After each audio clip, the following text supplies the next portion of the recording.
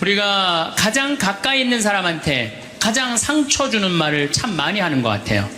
여성은 참 신비한 존재. 여자는요, 생리를 하고 난 다음에 1일부터 18일까지 점점 기분이 좋아진대요. 18일서부터 21일 사이까지는 기분이 최고래, 최고. 근데 21일부터 기분이 나빠지기 시작해. 생리할 때 되면 완전히 그 여자가 아니야. 원래 생각했던 그 여자가 아니야. 완전히 새로운, 완전히 짐승이 하나 나와갖고 이상한 행동을 하는 거예요. 남편이 바람 펴 그러면 저도 그랬어요. 참고 살으라고.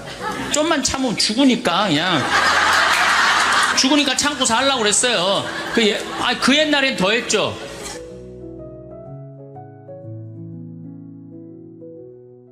인간이 살아가면서 말처럼 중요한 것이 없습니다.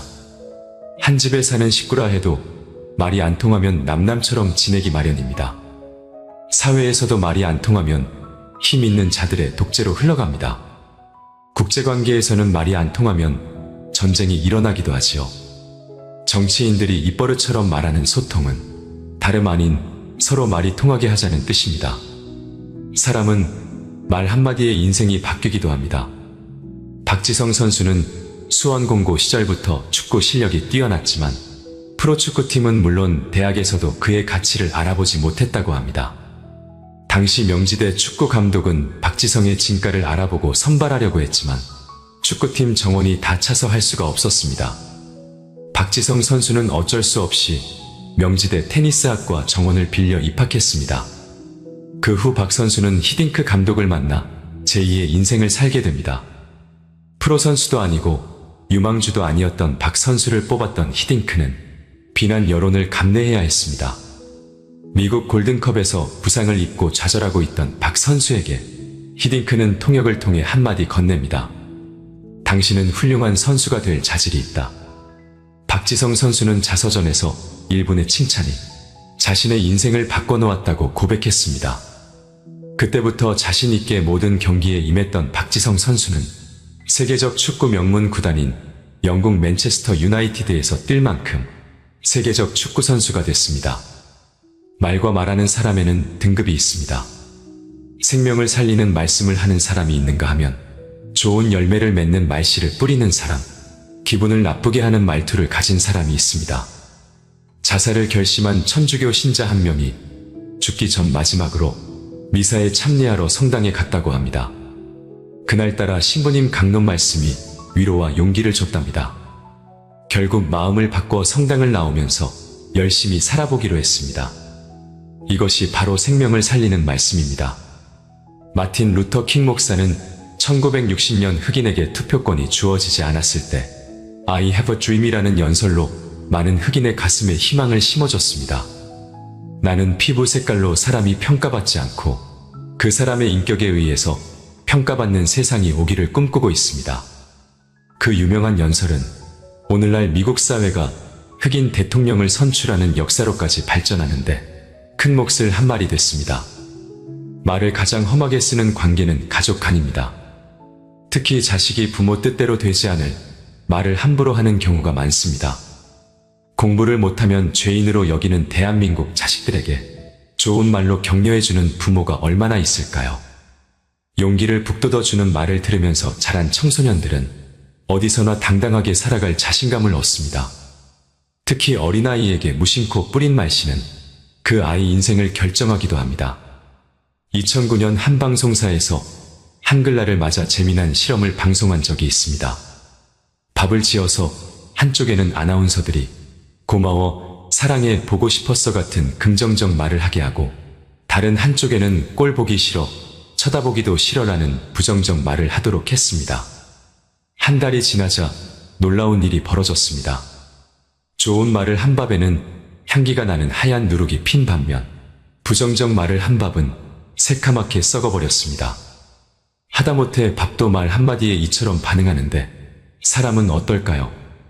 현대인들은 입만 열면 힘들어 죽겠다, 이렇게 사느니 죽는 게 낫다는 말들을 많이 합니다. 살아가는 일이 얼마나 큰 축복인지 모르는 채 복을 날려버리는 말 한마디가 될 수 있습니다. 좋은 말에는 복이 따라오게 돼 있습니다.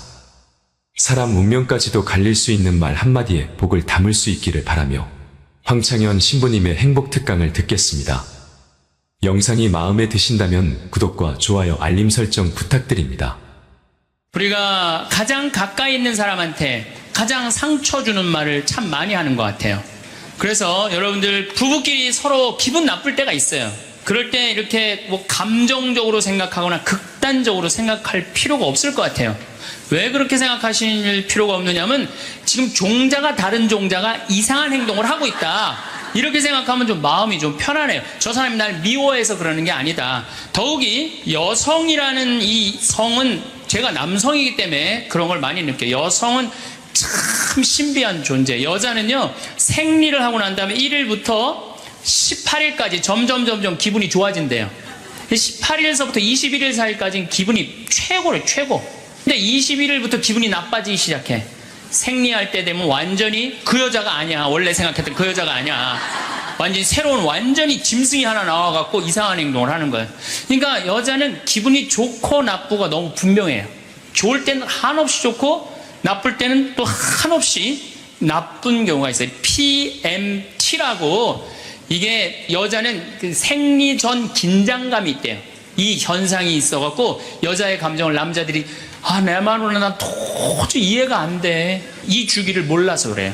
더욱이 여자가 한 18일에서 21일 사이는 기분이 얼마나 좋으냐면은 처녀 때도 이때 만약에 파티장에 가고 술을 먹는데 남자를 보면은요, 모든 남자가 다 멋있게 보인대. 그래갖고 그냥 이때 그냥 술 먹고 호텔에 다음날 아침에 깨보면 어머머 내가 미쳤어, 내가 왜 그랬지? 이런 일이 이때 벌어지는 거예요. 그래서 보통 보면은 부부들 보면 너무 예쁜 여자하고 이상하게 생긴 남자가 부부로 사는 경우가 있어요. 이 경우는 18일에서 21일 사이에 만난 경우에, 이 경우는 전혀 어울리지 않는데도 같이 사는 경우가 있어요. 그걸 뭐 번개 맞은 사랑, 운명 같은 사랑, 그런 거 아니에요. 그런데 이게 결혼할 때만 이런 현상이 일어나는 게 결혼하고도 계속 이 주기가 반복되는 거예요. 그러니까 남자들도 이걸 이해를 못하니까 답답한 거. 저 여자가 왜 저러나? 느닷없이 왜 신경질을 부리지? 또 느닷없이 너무너무 잘하고. 이런 주기, 본인들도 아마 그런 주기에 대한 인식이 있으실 거예요. 인간이라는 게 그렇게 복잡한 것 같아. 근데 옛날에는 이렇게 복잡해도 몰라도 됐어요. 그냥 참고 살고 그냥 견디고 살고, 성당에서 십자가 생각하고 참으라고 그러면은 그냥 참고. 제가 20년 전만 해도 뭐 신부님 남편이 때려요, 남편이 바람 펴요, 그러면 저도 그랬어요. 참고 살으라고. 좀만 참으면 죽으니까 그냥 죽으니까 참고 살라고 그랬어요. 그 옛날엔 더 했죠. 그 옛날에는 뭐 100년 전, 200년 전에는 참고 살면 둘 중에 하나 아무나 빨리 죽으니까 그냥. 근데 요즘은요, 한 30, 40살 된 사람이 남편이 때려요, 바람 펴요, 빚만 만들어놔요, 이러면요, 참고 살라고 얘기하기가 참 두려워요. 왜냐하면 참고 100년을 더 살아야 되는데, 그거는 또 다른 형벌이거든요. 여러분들도 이제는 남자라는 이 동물을, 짐승을, 종자를 이해를 하셔야 돼요. 남편을 이해하라는 게 아니에요. 남자가 생겨먹은 게 어떻고, 또 여기 있는 우리 형제님들은 여자가 생겨먹은 게 그러면 훨씬 좀 덜 싸울 거예요. 덜 크크크 치치치카카카 된다니까. 그런데 이제 부부끼리도 서로에 대한 이해가 필요하지만은 여러분들 자녀에 대한 이해가 필요합니다. 자녀를 이해하셔야 돼요. 그리고 자녀하고 대화를 해야 돼요. 자녀하고 대화를 해야 되는데 우리나라 엄마들은 참 편안하게 교육해요. 딱 한마디만 하면 되니까 공부해. 이건 절대 교육이 아니에요. 작년 3월 13일 날 고등학교 3학년 남자아이가 엄마를 죽였어요. 목으로 칼을 찔러서. 그런데 얘가 전국 4천등 하는 아이였대요, 모의고사에. 근데 엄마는 전국 1등 하라고 그래요. 전국 1등. 나는 전교 1등은 들어봤어도 전국 1등은 처음 들어봤어요. 전국. 자식한테 전국 1등 하라고 강요한 엄마는 처음 들어봤어요. 근데 얘는 전국 4천등이면요 서울대 들어가요. 왜냐면 1년에 서울대 4,000명 정도 뽑거든요. 4,000명 정도 뽑으면 뭐 카이스트, 경찰대 뭐 이런 데 다 빠지면은요 서울대 들어가고도 남아요. 그런데 얘는 전국 63등으로 고친 거야. 63등인지 62등인지. 내가 고등학교 때 반에서 받은 등수야 이거야, 고등학교. 그런데 엄마가 이 성적표를 받아보고 아이를 야구방망이 골프채로 8시간을 두들겨 팼다는 거예요. 엄마가 전국 1등 하라고 그랬더니 왜 전국 62등 하느냐. 근데 3월 14일이 무슨 날이냐면 학부용 진학 상담하는 날이야. 얘는 전국 62등도 8시간 두들겨 맞았는데 전국 4,000등 걸리면은 나는 죽는다. 그래갖고 엄마를 미리 죽인 거예요. 나는 얘는 엄마를 죽였다고 생각하지 않아요. 시험 감독관을 죽인 거예요. 시험 감독관을. 근데 우리는 자녀들한테 왜 공부해야 되는지, 인생에 대한 철학, 삶의 진리 이런 얘기 전혀 하지 않아요. 그냥 무조건 공부하라, 무조건 공부하라 그래. 그러니까 애들이 왜 공부해야 되는지도 모르고 부모가 하라고 그러니까 지겨워도 하는 거예요. 그러니까 부모가 지겨운 거예요. 부모가 지겹고 부모하고 말을 섞기 싫고. 여러분들 맨날 초등학교 이제 한 5학년만 되면은 남편이 맨날 술 먹고 들어와. 남편이 요즘 경기가 안 좋아갖고 400만 원을 버는데 150만 원밖에 못 벌어. 그래갖고 남편이 걱정이 돼갖고 맨날 술을 먹고 들어와요. 그러면은 아내가 한다는 소리가 그래요. 지겨워 죽겠어. 뭐하러 나하고 결혼했어. 술하고 결혼하지. 내가 이혼을 하든가 말든가 해야지. 아빠는 맨날 술 먹고 들어오고. 초등학교 5학년만 되면은 여자의 초등학교 5학년 애들 눈치가 빨라요. 아, 우리 집이 지금 심각하구나. 엄마 아빠가 곧 이혼하면 나는 엄마하고 살아야 될까 아빠하고 살아야 될까 고민해요. 아빠가 밤 10시에 술이 취해갖고 들어왔어. 그래도 딸이라고 아빠 오셨어요? 아빠가 한다는 소리가 우리 딸 이리 와. 아빠가 안아줄게. 걱정하지 말고 넌 들어가서 공부해. 이 아빠가 다 알아서 할게. 아니 엄마는 이혼한다는데 뭘 다 알아서 한다는 거야. 근데 엄마는 지겨워 죽겠어. 내가 이혼하든지 말든지 이런 소리 하면요. 얘는 마음 잡고 공부 못합니다. 공부하란다고 공부하는 게 아니거든요. 정말 지혜로운 엄마는 어떤 엄마인 줄 알아요?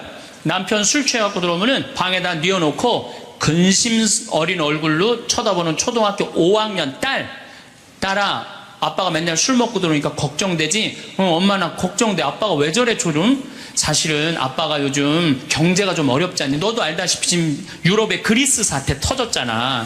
그리고 이란 핵무기 때문에 지금 석유값이 자꾸 올라가고 있어. 그리고 미국은 리먼 브라더스 경제 위기가 왔잖아. 이렇게 어려운 경제 위기가 와서 아빠가 한 달에 400을 벌어야 되는데 150밖에 못 벌어. 근데 너도 알다시피 우리 핸드폰 4식구 쓰면은 20만 원이야. 그 다음에 전기세 10만 원이야. 그 다음에 아빠 차 운행하고 우리 버스 타고 전철 타고 다니는 거 30만 원이야. 우리가 라면만 먹고 살아도 60만 원이야. 네 학원비 동생 학원비 50만 원 들어가. 그러고 난 다음에 우리 아파트 부금 100만 원 들어가. 한 달에 최소한 250은 있어야 되는데 150밖에 6개월 동안 아빠가 지금 이렇게 우리 집이 마이너스야. 그래서 아빠가 저렇게 근심 걱정이 돼서 저렇게 술을 먹고 들어오니 네가 좀 이해를 해줬으면 좋겠다.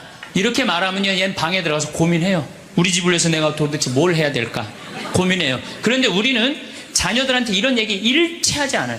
일치하지 않고 너는 들어가서 뭐 하라고 그래? 공부하라 그래. 그러니까 애들이 공부를 왜 해야 되는지 모르잖아요. 유대인들은요 초등학교 1학년만 되면은 왜 우리가 이 초막절을 지내야 되는지, 왜 우리가 과월절을 지내야 되는지, 할머니 할아버지는 어떻게 살았고 엄마 아빠는 어떻게 살았고 다 얘기해줘요. 이스라엘 애들은 초등학교 1학년한테도 철드는 거예요. 아, 이런 역사 안에서 내가 살아가야 되는구나. 제가 지난 3월달에 이스라엘에 초청을 받아서 갔다 왔어요. 근데 마침 그 사막 체험을 했는데 그때 이스라엘의 영재 아이들이 거기 왔었어요. 천재 아이들이죠. 근데 이스라엘은 고등학교 3학년 18살만 되면요 무조건 군대 가야 돼요. 3년. 남자고 여자고 다 3년. 근데 걔네들이 전부 다 의대 합격한 애, 공군사관학교 합격한 애, 다 그런 애들이야. 그래서 내가 물어봤어요. 니네들은 18살만 되면은 군대를 간다는데 너희들 정말 군대 가고 싶느냐? 내가 물어봤는데 걔네 눈빛이 반짝반짝 그러면서 나는 이 나라를 위해서 가겠다는 거예요. 그리고 그냥 가는 것도 아니고 반드시 가고 그냥 기쁘게 가겠다는 거예요. 얘네들은 역사, 의식, 가정의식 다 있는 거야. 우리나라 애들은 20년 동안 역사 얘기도 안 듣고 사람 살아가는 도리 얘기도 안 듣고 무조건 뭐만 하라고 그래? 공부만 하라고 그래. 제가 얼마 전에 내 친구의 친구가 세상을 떠났어요. 근데 그 세상 떠난 사람 여자예요. 근데 고등학교 2학년 딸이 있고 대학교 1학년 아들이 하나 있는 거야. 그런데 이 엄마가 딸을 깨워야지 딸은 일어나서 학교를 가는 거예요. 근데 10시가 됐는데 엄마가 안 깨운 거야. 엄마가 왜 나를 안 깨웠지? 10시가 됐는데 부엌에 가보니까 심장마비로 죽은 거야. 심장마비로 죽었는데 아들이 이제 올라왔죠. 지방대학 다니면서. 아들이 올라왔는데 아들이 장례 때 하나 울질 않더래요. 우리 친구가 가서 보니까. 그리고 그냥 슬퍼하질 않더래요. 그런데 장례하는 날 아빠한테 그러더래요. 아빠 나 내일 MT가 있는데 나 그거 꼭 가고 싶은데 나 어떻게 하면 좋으냐고. 나 내일 MT 가게 해달라고 그러더래요.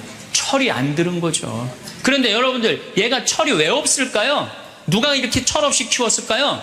부모가 철없이 키운 거예요. 뭐 하라고 그런 거야? 공부하라고 그러는 말 외에는 한 얘기가 없는 거예요. 공부하라는 얘기. 우리 집에 형제가 4형제예요. 근데 우리 둘째 형이 머리가 나빠요. IQ가 99에. 난 126인데. 근데 우리 둘째 형이 중학교 1학년 때 어느 날 갑자기 공부를 잘하는 거야. 반에서 1, 2등을 하는 거예요. 그리고 좋은 고등학교 가고 좋은 대학 나와서 뭐 대기업 하고 요즘 아주 그냥 번듯한 회사의 사장이에요.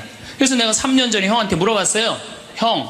형은 IQ가 자기 항상 그래. 난 99밖에 안 된다고. 형은 IQ가 99밖에 안 되는데 왜 이렇게 공부를 잘하고 사회에서 이렇게 정말로 남들 부러워하는 자리까지 올라갔느냐고. 근데 형이 이런 말씀을 저한테 하더라고. 형이 신부님, 내가 중학교 1학년 때 아버지가 큰 간 수술을 했어요. 난 초등학교 4학년 때 기억나요. 아버지 병원에 가면 천도복숭아 따먹었던 거 기억나요. 그리고 아버지가 퇴원을 하고 다음날 허리를 구부리고 출근을 하시더래요. 근데 우리 형이 보니까 어머니가 그랬대. 여보, 며칠 쉬었다가 나가라고. 그렇게 허리를 구부리고 어떻게 출근을 하느냐고. 근데 아버지가 그러더래요. 나는 내 자식 먹여 살리고 공부시키려면 오늘부터 나가야 된다고. 그걸 일주일 동안 99짜리 IQ가 지켜본 거예요. 지켜보면서 자기가 그런 생각을 했대요. 내가 저 아버지를 위해서 해야 되는 건 공부다. 그래갖고 이 99 IQ가 코피가 터져가면서 공부를 한 거예요. 근데 그 아들은 내가 봐도 그때부터 효자인데 지금까지도 효자예요. 왜? 부모의 삶에 동참했기 때문에. 여러분들은 자녀를 여러분들의 삶에 얼마나 동참시키세요? 어제 내가 평창에서 강의를 했는데 할머니 한 분이 평생 한 번도 그런 얘기 안 했대. 자식한테 먹여주고 재워주는 거 외에는 한 게 없다는 거예요. 여러분들 개는요 10마디 알아듣는데요.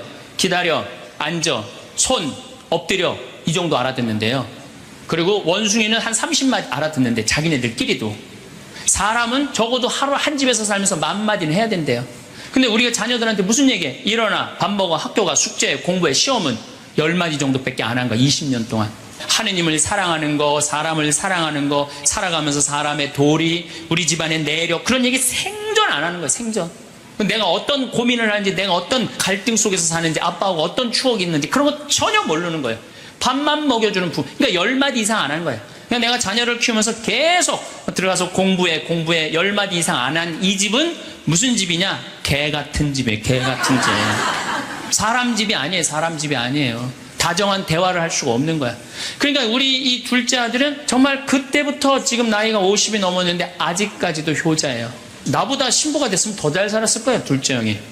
근데 큰형은 이제 우리 어머니 아버지가 이제 휴가를 이제 우리 생태마을, 요즘은 이제 거의 못 오시는데 휴가를 오면 이제 누나, 큰아들, 둘째 아들이 돌아가면서 모시고 와요. 근데 이제 뭐 큰아들도 자기도 뭐 조그만 공장을 하는데 바쁘니까 바쁜 와중에 어머니, 아버지 모시고 오는 거 아니에요. 오다가 어머니가 아이고 얘야 묵주를 까먹었다 그러면 신경질을 부린대요. 바빠 죽겠는데 어떻게 하라고 그러냐고. 지금 일주일만 손가락으로 하고 오라고 그냥 그런대요. 근데 둘째 아들은 어머니가 평창에 오다 얘야 묵주를 까먹었다 그러면 둘째 아들은 그런데 우리 어머니가 저한테 해준 얘기예요. 어머니 걱정하지 마세요. 톨게이트 앞에서도 그런데 어머니 걱정하지 마세요. 차 돌리면 되죠 뭐. 그리고 그 차를 돌려갖고 30분 동안 집에 가서 그 묵주를 찾아서 모셔다 드린다는 거예요. 그러니까 부모가 불편한 게 싫은 거야. 왜? 이 자식은 중학교 1학년 때부터 누구의 삶에 동참한 거야? 부모의 삶에 동참한 거야. 여러분들은 자녀들을 언제부터 삶에 동참시켰어요? 부모가 속이 썩는지 아빠가 힘든지 고통스러운지 그런 건 하나도 얘기 안 하잖아요. 그리고 너는 뭐만 하면 돼? 공부만 하면 되는 거야. 저는 요즘 우리 사회가 지금 굉장히 거칠다 그래요. 왕따, 그 다음에 학원폭력, 성폭력, 충격적인 사건들이 많이 벌어지잖아요. 내가 보기에는 이거는 다 집안에서 말이 안 통해서 그래. 부모가 진리를 애들한테 알려줘야 될 거 아니야. 진리를. 그리고 하느님의 사랑도 알려줘야 되고. 근데 그런 얘기 생전 안 하는 거예요. 저는 요즘 무슨 대책 막 낼 때 정말로 한심해요. 그런 대책으로는 해결이 안 돼요. 저는 중학교 때 성당을 이틀 갔어요. 토요일 날, 일요일 날. 뭐 이틀 간 게 아니라 6일이면 6일 다 갔죠. 7일이면 7일 다 갔어요. 성당. 매일 가서 성당 살았어요. 그 성당 가면은 매일 교리 배우고, 거룩한 거 배우고, 진리 배우고, 사람 사랑하는 거 배우고, 사람 배려하는 거 배우고, 그랬잖아요. 학원이 무슨 학원이야. 토요일 날에는 맨날 친구들하고, 이 순교자 성월에는 유대철, 내가 그때 주인공 됐었어. 유대철. 연극하고, 성탄 때는 또, 저기 뭐 성가 연습하고, 문학적으로, 심성적으로 신앙생활을 했을 때는 아이들이 거룩하고, 그 중에 또 뭐 신학교 간 뭐 학사님 있으면 그 학생이 너무너무 부러우면 나도 한번 신부로 살아볼까? 또 수녀원 간 사람 있으면 또 이 여자아이들도 나도 저렇게 아름다운 수도자로 살아볼까? 그런 문화가 있었다고요. 근데 우리 천주교만 그런 게 아니라 자라보면 교회 다니는 애들, 절에 다니는 애들 다 그렇게 자랐어요. 그러니까 심성이 예쁘게 자라는 거죠. 근데 요즘 애들은 뭐만 해요? 공부만 해요. 그러니까 심성이 예쁘게 자랄 수가 없는 거예요. 아무리 대책을 발표해봐야 소용이 없는 거예요. 그래서 나는 진짜 똑똑한 정치인이라면은 토요일날, 일요일날 신앙생활 하게 해야 돼요. 똑똑한 정치인들이라면. 그 문화생활 하게 해야 돼, 애들이. 절대 공부를 하면 안 돼요. 토요일날, 일요일날은. 그렇게 잘하면은 우리 사회가 굉장히 건강해지고 거룩해지고 진리가 충만한 나라가 될 거예요. 공부한다고 되는 일이 아니에요. 공부한다고. 그러니까 자식들하고 대화를 하려고 해도 대화를 해본 적이 있어야지 대화를 할 거 아니야. 공부하라는 말 외에는 해본 적이 없는데. 그래서 엄마 명동에 어때? 좋았어? 좋았어. 어떻게 좋았어? 그냥 좋았어. 넌 들어가서 빨리 공부해. 자, 그렇다면 내가 어떻게 하면 대화를 잘할 수 있을까? 말을 잘할 수 있을까? 첫 번째, 들어라. 우리가 이게 부족해요. 듣는 게 부족해. 우리나라 사람들이 듣는 게 부족해. 제가 평택에서 본당 신부할 때 교우가 한 5,000명 됐었어요. 본당 신부 혼자 하는데 하루에 고해성사를 200명, 300명이 보는 거예요. 너무너무 힘든 거야. 그러니까 내가 주일날 막 교우들이 1분 이상 고해를 하면 막 신경질이 나는 거야. 그러니까 할머니들이 그냥 신부님 내가 6.25 때 시집 와갖고 그냥 독자 집에 시집을 왔는데 아들을 하나 낳았어요. 아들을 하나 낳았는데 그놈이 독자라고 내가 너무 오냐 해서 키우다 보니까 이놈을 장가를 보냈는데 이놈이 이혼을 해갖고 손자를 나한테 맡겨갖고 내가 지난주에 그 손자 찾으러 다니느냐고 주일미사를 빠졌어요. 아, 주일미사 빠졌는데 왜 6.25 전쟁부터 시작을 해. 그래서 내가 교우들한테 항상 교육할 때 죄는 간단히 죄 진 것만 얘기해라. 과정은 설명하지 말고. 그러니까 참 교우들도 결론만 얘기하는 게 참 답답할 거 아니야. 고해소에서 그 답답한 속을 털어놔야 되는데 신부님은 막 200명, 300명 줄은 기다리고 있고. 근데 내가 능평이라는데 본당 신부를 딱 갔는데 교우가 500명이야. 딱 10분의 1이야. 고해소에 들어가고 성물돌 끝났는데도 들어오는 사람이 아무도 없는 거야. 너무 심심한 거예요. 그래갖고 이제 고해소에 딱 들어오면 너무 반가운 거예요. 그래갖고 신부님 저 시어머니를 미워했어요. 그럼 평택에서는 4계명 부모에게 효도하라고 그랬는데 미워하면 안 된다. 예수님이 십자가 생각하고 시어머니한테 잘해라. 딱 간단해. 그렇게 했는데 능평에서는 이 자매 나가면 이제 아무도 안 들어오니까 왜 시어머니를 미워하는데요? 아이 뭐 내가 시집을 왔더니 그냥 손자하고 그냥 고모하고 그냥 남편만 하고 나는 그냥 완전 식모 취급하고 친정에도 못 가게 하고 아유 그러면 안 되지. 그 시어머니 며느리한테 밥 얻어먹으면서 정신 나간 시어머니네. 그러면은 그 자매가 신이 나는 거지. 신이 그것뿐만 아니라 내가 혼수살림 얼마나 구박을 많이 받았는지 몰라요. 그러면은 내가 이제 아유 정말 늙으면 그거 정말 다 그래. 하여튼 자매님 참 그런 집에서 힘들게 산다. 그러면 막 눈물 콧물 흘려가면서 시어머니 욕을 바가지로 해요. 그러면서 자매가 신부님 이렇게 시어머니 욕해도 되느냐고 걱정하지 말라고. 여긴 비밀이 지켜지는 데니까 걱정하지 말라고. 그러니까 한 20분 정도 막 시컷 시어머니 욕하면은요 대부분의 며느리들이 뭐라고 그러냐면 신부님 꼭 시어머니가 있어서 불편한 것만은 아니에요. 시어머니가 애도 봐주고 반찬도 이런 거 저런 거 해줄 때는 난 너무너무 좋아요. 아 그런 것도 있어요. 예. 신부님 이번 사순절을 맞이해서 내가 우리 성가정 만들려니까 내가 시어머니한테 내가 잘할게요. 아유 뭐 잘하면 좋죠. 그럼 반찬도 맛있게 하고 한 번 더 웃으면서 얘기할게. 아유 훌륭하십니다. 나는 한 게 아무것도 없어. 아유 그러느냐고 그러면 자기가 고해하고 자기가 훈화하고 자기가 보속하고 자기 결심까지 다 하기가 나가. 말은요 들어주기만 하면 돼요. 여러분들 친구들하고 뭐 좀 상담할 때 지적질할 필요 하나 없어요. 나이 50, 60 넘어갖고 너 그러니까 네가 그 꼴로 사는 거야. 그러면 그 자기 속 얘기하는 사람이 너 그러니까 그 꼴로 사는 거야. 그럴 때 아유 맞아 내가 그래서 내가 이 꼴로 사나 보다. 그럴 것 같아. 기분 나빠할 것 같아요. 당연히 기분 나빠하죠. 당연히. 우리 집에 많은 그 중고등학교 학교 다니기 싫어하는 애들을 데리고 와요. 요즘 내가 바빠서 거의 상담을 못 하는데 데리고 오면은 얘가 학교를 안 간다는 거예요. 중학교 2학년, 3학년 애가 학교를 관두겠다는 거예요. 그러면 내가 많은 경우 상담을 하면은 거의 90%는 그랬던 것 같아요. 너 학교 많이 다니기 싫으니? 네, 다니기 싫어. 그럼 관둬. 뭐 다니기 싫은데. 아, 신부님한테 다니라고 설득하러 데리고 왔는데 신부님이 뭐라 그래? 나는 이제 그렇게 마음 먹고 애가 오는 거예요. 저 엄마가 날 저기까지 데려간 거는 나를 학교를 다시 다니게 설득을 시키려고 저 신부를 만나게 해주는구나. 근데 내가 관도 뭐하러 다녀? 내가 엄마한테 자세히 얘기해 줄 테니까 너 관도. 근데 왜 다니기 싫은데 이거 이유가 뭐야? 그럼 공부도 따라가기 힘들어. 그래 맞아. 한번 따라지면 그건 못 따라가. 너 있잖아. 너는 머리로 살 놈이 아니라 내가 보기 몸으로 살 놈이다 너. 너 우리 생태마을에 와갖고 농사나 져라. 그러면 이제 자기 친구 얘기, 부모한테 섭섭한 얘기 다 해요. 그럼 얼마나 힘들었겠니. 수업 시간에 조는 이유가 있지. 이해를 해야지 알아서 볼 거 아니야. 이해도 안 되는데 눈 뜨고 쳐다보고 있는 거 쉽지 않지. 시민이 그거 어떻게 알았냐. 다 내가 옛날에 해봐서 알아. 한 1시간 동안 얘 공감, 동감 해주고 고개만 끄덕여주면요, 얘네들이 거의 끝날 때 뭐라 그러는지 알아요? 신부님이 막 그래도 아무리 생각해봐도 중학교는 졸업해야 될 것 같아요. 아니야. 중학교 졸업할 필요 없어. 나중에 네가 철 들으면 졸업해도 돼. 이 자퇴 그냥 하는 걸로 하자. 아니에요, 신부님. 중학교 졸업하는 게 나을 것 같아. 그래? 그러면 가서 한번 다녀봐. 다니다 힘들면은 꼭 나한테 얘기하면 내가 꼭 엄마한테 얘기해 줄게. 그래서 중학교, 고등학교, 대학 졸업한 애들 많아요. 아직도 연락하는 애들이 많아요. 신부님 감사하다고. 황창현 신부님의 행복 특강 잘 들으셨나요? 정말로 우리는 가장 가까이에 있는 사람한테 가장 상처를 주는 말을 하는 것 같습니다. 황창현 신부님은 내가 기분 나쁜 일이 있을 때 감정적으로 생각할 필요가 없다고 말씀하십니다. 그냥 나와 다른 사람이 이상한 행동을 하고 있구나 생각하면 마음이 좀 편안해진다고 합니다. 저 사람이 날 미워해서 하는 게 아니라고 생각하면 훨씬 낫다고 하지요. 여러분도 이 말에 동의하시나요? 생각보다 인간이라는 게 그렇게 복잡하지는 않습니다. 황창현 신부님께서는 이해 없이 무조건 참고만 살면, 특히 몇십 년을 더 참고 살아야 한다면 더 큰 형벌이기에 이제부터라도 남자와 여자의 종자를 이해하는 것이 중요하다고 하십니다. 그러면 훨씬 덜 싸울 수 있습니다. 여러분 오늘도 행복하셨으면 좋겠습니다. 사랑하는 가족들과 사이좋게 지내시길 바라며 더 좋은 영상으로 다시 찾아뵙겠습니다. 이상으로 책틀맨이었습니다.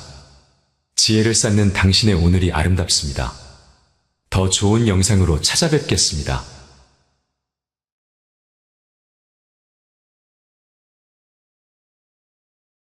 2, 3분 사이에는 죽었는지 샀는지 구분도 못한대요. 현실인지. 마침 뒤에서 기다리고 있던 사람이 누구냐 하면은 간호사였어. 간호사가 기다리고 있었는데 앞에 사람이 벼락을 맞아 팍 쓰러지니까 어떻게 배운 대로 심폐소생술을 시작을 한 거예요. 심폐소생술을 시술을 해갖고 살려낸 거야. 이게 육신을 살려내면 영혼이 아무리 천국에 가도 다시 돌아와야 된대, 육신으로. 그래서 세상에 돌아온 거예요. 그래서 옛날에는요, 사람이 죽을 때 눈을 뜨고 죽고 입을 벌리고 죽으면 눈을 감겨주고 입을 다물어줬던 이유가 영혼이 다시 돌아오지 못하게 하려고. 그렇게 다물어줬다는 거예요. 근데 이 사람은 너무 천국에서 행복하게 있는데 이 간호사가 이 주책맞게 심폐소생술을 해서 살려낸 거야. 눈을 떴고 당신은 병원에 있습니다.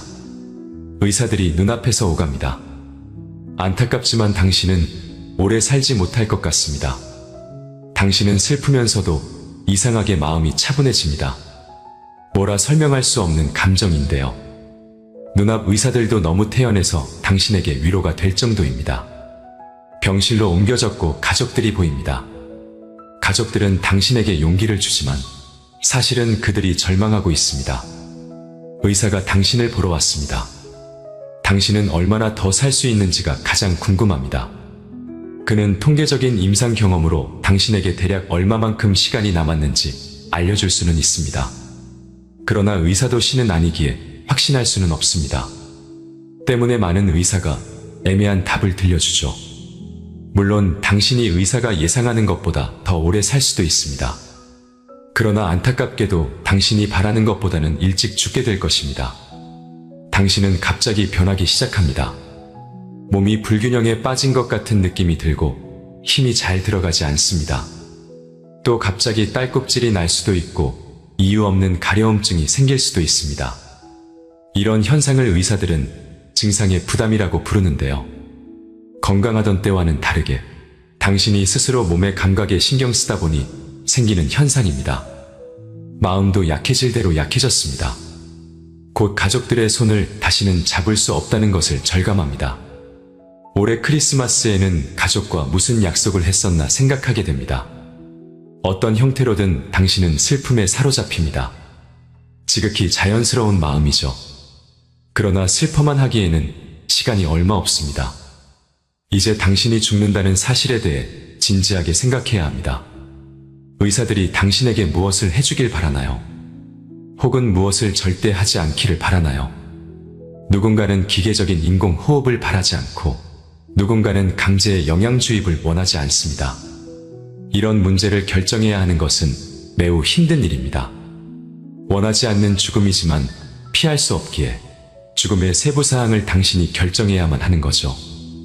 이럴 때는 그간 삶에 대한 질문을 던져보면 좋습니다. 살면서 당신이 잘했던 일이 무엇이었나 가만히 생각해 보는 거죠. 가혹할 수도 있지만 죽음은 당신이 견뎌야 하는 일입니다. 하지만 온전히 당신만의 일은 아닙니다. 장례업체 사람들이 당신을 어떻게 모실지 궁금해할 것입니다. 화장이냐 매장이냐, 시신은 어떻게 할 거냐. 당신에겐 생각하고 싶지 않은 일들이지만 그들에겐 매우 중요한 문제입니다. 당신이 가족에게 어떤 의지를 남겨놓는다면 큰 도움이 될 것입니다.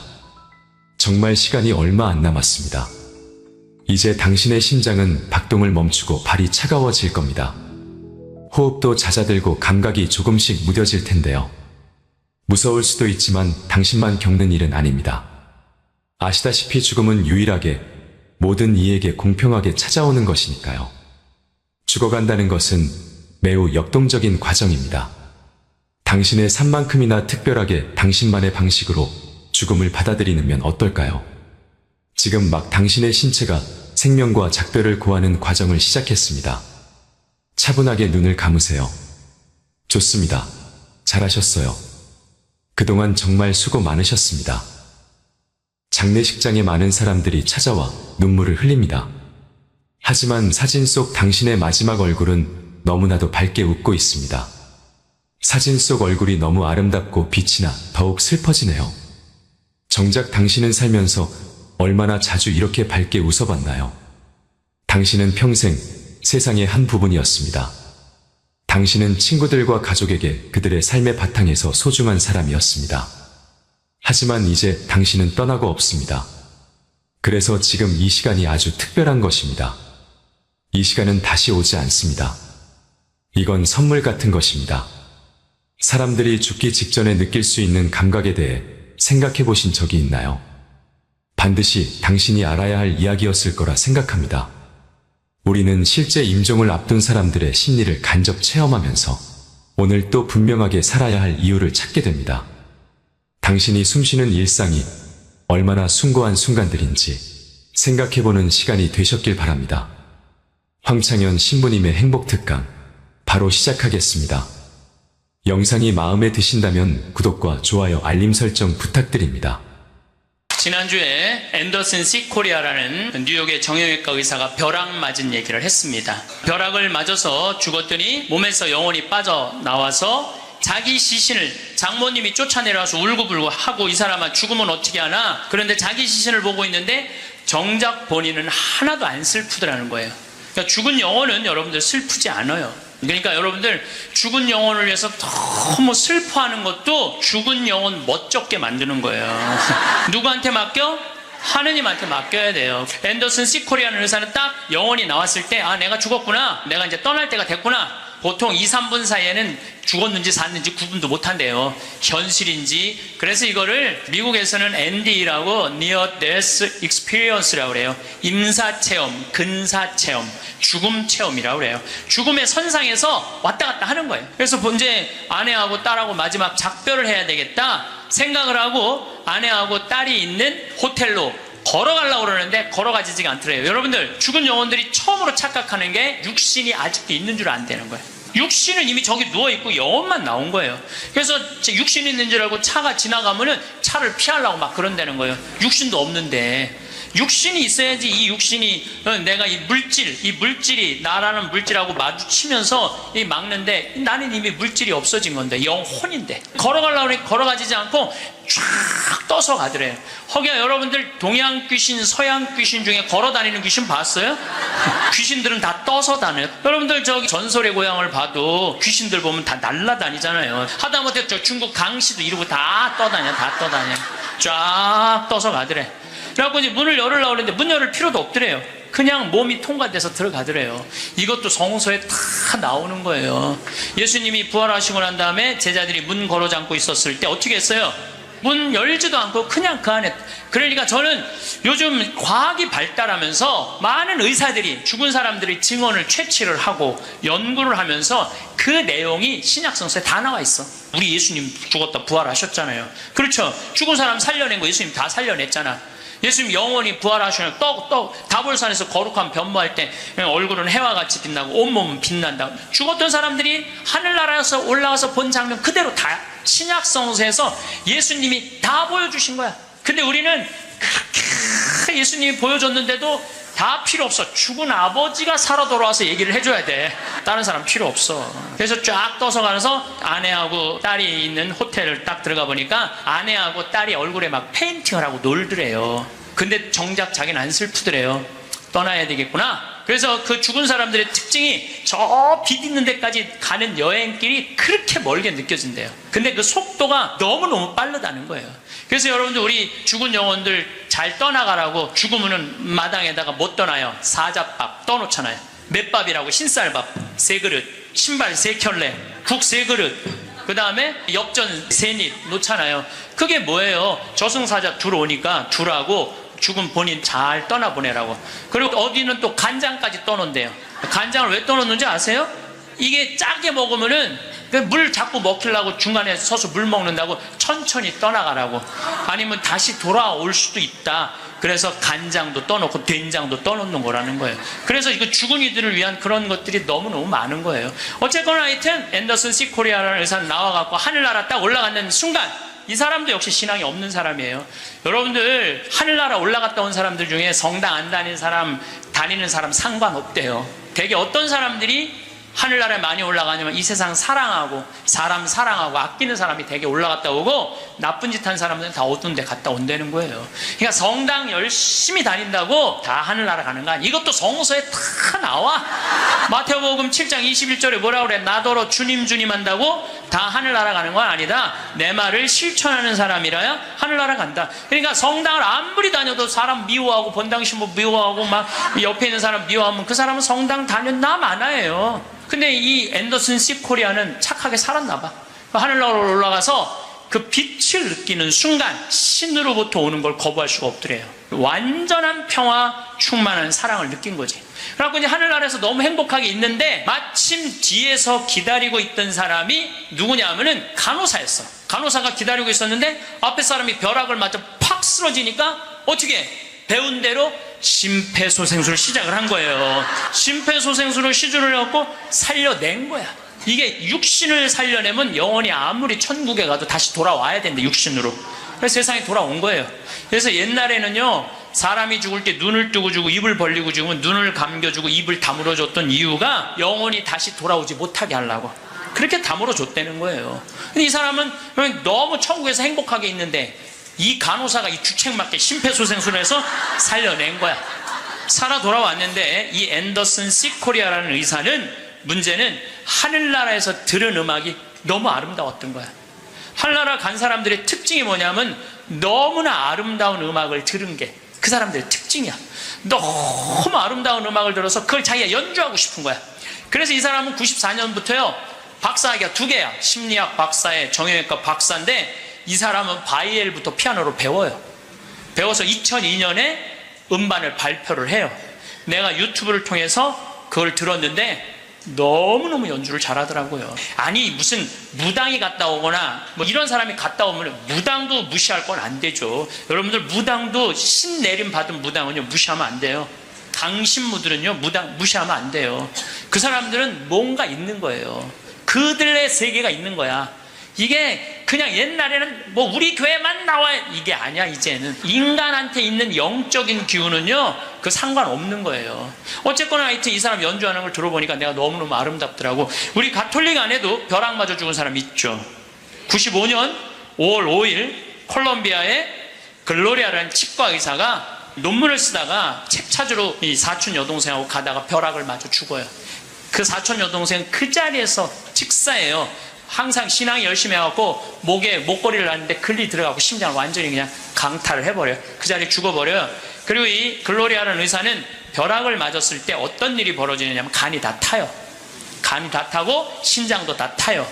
난소도 다 타버려요. 난소도 다 타버리고 이 젖꼭지로 번개가 나와요. 그래갖고 이 오른쪽 젖꼭지가 날아가버려요. 젖이. 그럼 완전히 다리도 다 타고 완전히 죽은 거죠. 근데 이 여동생이 그 병원에 또 의사였어. 의사들이 죽었다, 이거 산소호흡기 뛰자. 절대 못 뛰겠다. 난 우리 언니는 죽은 게 아니다. 이 사람은 영혼이 나가갖고 하늘나라 올라가갖고 천국, 연옥, 지옥 다 돌아다니는 거예요. 그리고 이 사람은 16살 때 낙태를 해요. 그러면서 하느님이 너 낙태한 거 그냥 다 보여주는 거야. 그냥 자기가 살아생전에 자기는 막 맨날 그냥 미용하고 막 옷, 엉덩이 뭐 이런 것만 신경 쓰던 여자야. 성당도 열심히 다니긴 했지만은 그거보다는 세상 일에 더 많은 매력을 가졌던 의사예요. 예쁘고. 근데 이제 뭐 이 사람은 하늘나라에서 이제 여행을 다 하는데 살았느니 죽었느니 그러는데 일주일이 지났을 때 시골의 농부 하나가 미사 참여를 할 때 얼마나 열심히 하냐면은 주머니에 10,000페소, 5,000페소가 있을 때 10,000페소는 하느님한테 봉헌하고 5,000페소로 빵을 사서 먹는 정말로 착한 사람이에요. 여러분들 주머니에 10만원짜리하고 만원짜리 있으면 여러분들 얼마짜리 낼 것 같아요? 만원짜리? 저는 그렇게 생각하지 않아요. 여러분들은 어떻게 해서든지 1,000원짜리 찾아서 1,000원짜리 내지 무슨 만원짜리를 내. 우리 천주교 신자들이. 근데 이 시골 농부는 3년 전에 완전히 강도를 맞아서 그나마 키우던 닭까지 없던 사람이야. 아무것도 없는데 하느님한테 10,000페소 봉헌하고 5,000페소로 빵을 사요. 근데 저도 이번에 남미에 한 달 동안 강의 갔다 왔지만은 남미 사람들은요 빵을 다 신문지에 싸서 팔아요. 그리고 그 신문지를 싸서 빵을 펼치는데 신문지에 글로리아라는 의사 기사가 떠요. 그걸 보고 이 사람이 그 자리에 무릎을 꿇어요. 하느님, 이 능력 있는 의사를 만약에 살려 돌려보내신다면 내가 성모님 성지 순례를 갈 것이고 죽은 이들을 위한 기도를 열심히 하겠다고. 그걸 하느님이 들어요. 참 신기하죠? 그 사경을 헤매는 그 글로리아라는 의사한테 하느님이 하늘나라에서 이런 얘기를 해요. 내가 너를 살려 돌려보낼 것이다. 왜 돌려보내느냐 하면은 너의 공로가 아니다. 이 시골의 농부, 너무 나를 따르고 사랑하는 이 농부가 너를 위해 간절하게 기도했기 때문에 내가 너를 살려 돌려보내는 것이다. 돌아가서 이 하늘나라에서 본 것을 증언을 해라. 그리고 살려 돌려보내요. 그래서 이 글로리아라는 의사는 살아 돌아와요.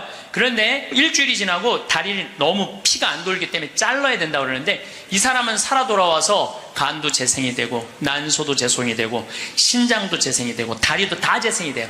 그래갖고 애까지 또 낳아요. 정말 애를 하나 더 낳아요. 그리고 지금은 온 세계에 다니면서 자기가 벼락마저 죽고 난 다음에 살아 돌아와서 하늘나라 경험 얘기한 걸 다 얘기를 해주는 거예요. 여러분들 우리 죽은 이들을 위해서 기도하는 거 우리 가톨릭 교회 가장 아름다운 전통 중에 하나예요. 저는 이렇게 본당에 초상이 나면은 연도 바치러 꼭 갔어요. 연도를 바치러 내가 이제 저녁 한 8시나 9시쯤 가면은 그 연도꾼들이 꽉 차 있으면 기분이 너무너무 좋아. 교우들이 연도 바치러 주러 왔을 때 너무너무 기분이 좋아. 왜냐하면 여러분들 연도 바칠 때 뭐라 그래요? 성부, 성자, 성령, 이 영혼 구원하여 주소서.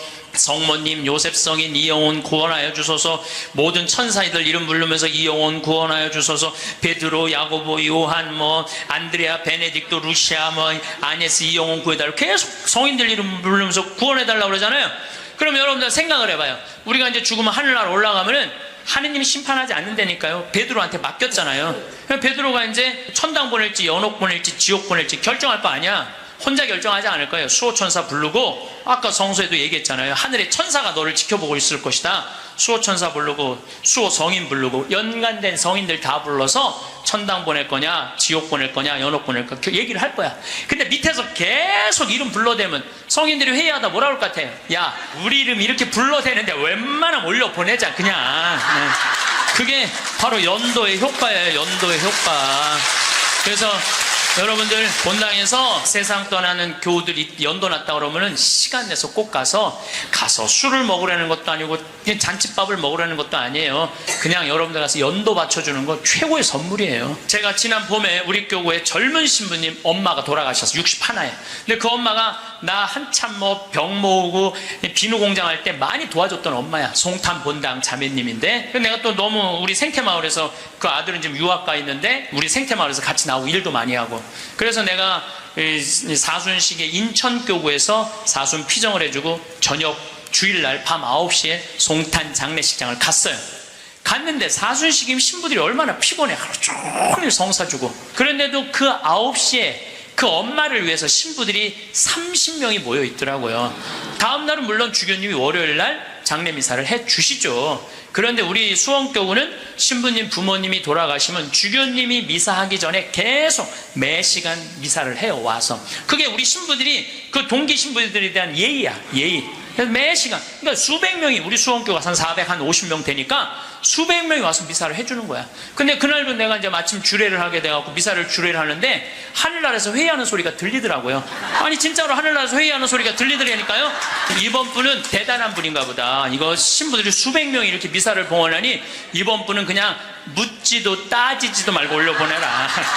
그래서 그 우리 신부 엄마는 묻지도 따지도 않고 천당 올라갔을 거예요, 분명히. 지난 봄에 또 내가 대국교구 교우들 위해서 토요일날 강의를 갔어요. 그때도 뭐 1000명 이상 모였어요. 근데 오전 10시 강의인데 저는 항상 어디든 2시간 전에 도착을 해요. 강의 2시간 전에 도착을 해서 미리 이제 밥을 먹어요. 근데 이제 밥 먹을 때는 이 옷에 튀면 안 되니까 항상 사복을 먼저 입어요. 사복을 입고 허름한 청국장 찌개집, 아침에 청국장 찌개집을 들어가서 찌개집을 딱 들어갔는데 아주 멋있게 생긴 노신사가, 머리가 하얀 노신사가 나를 딱 보더니 눈이 점점 커지는 거야. 그냥 나를 아는 거지. 나를 아는데 근데 이제 로만 칼날 아내니까 진가민가 했나 봐요. 그렇다고 내가 가사 걷고 저는 황창현 신부입니다 이렇게 할 수가 있나. 그냥 아시는 걸로 끝나는 거죠. 그래서 앉아갖고 이제 그 노신사 먼저 밥이 나왔어요.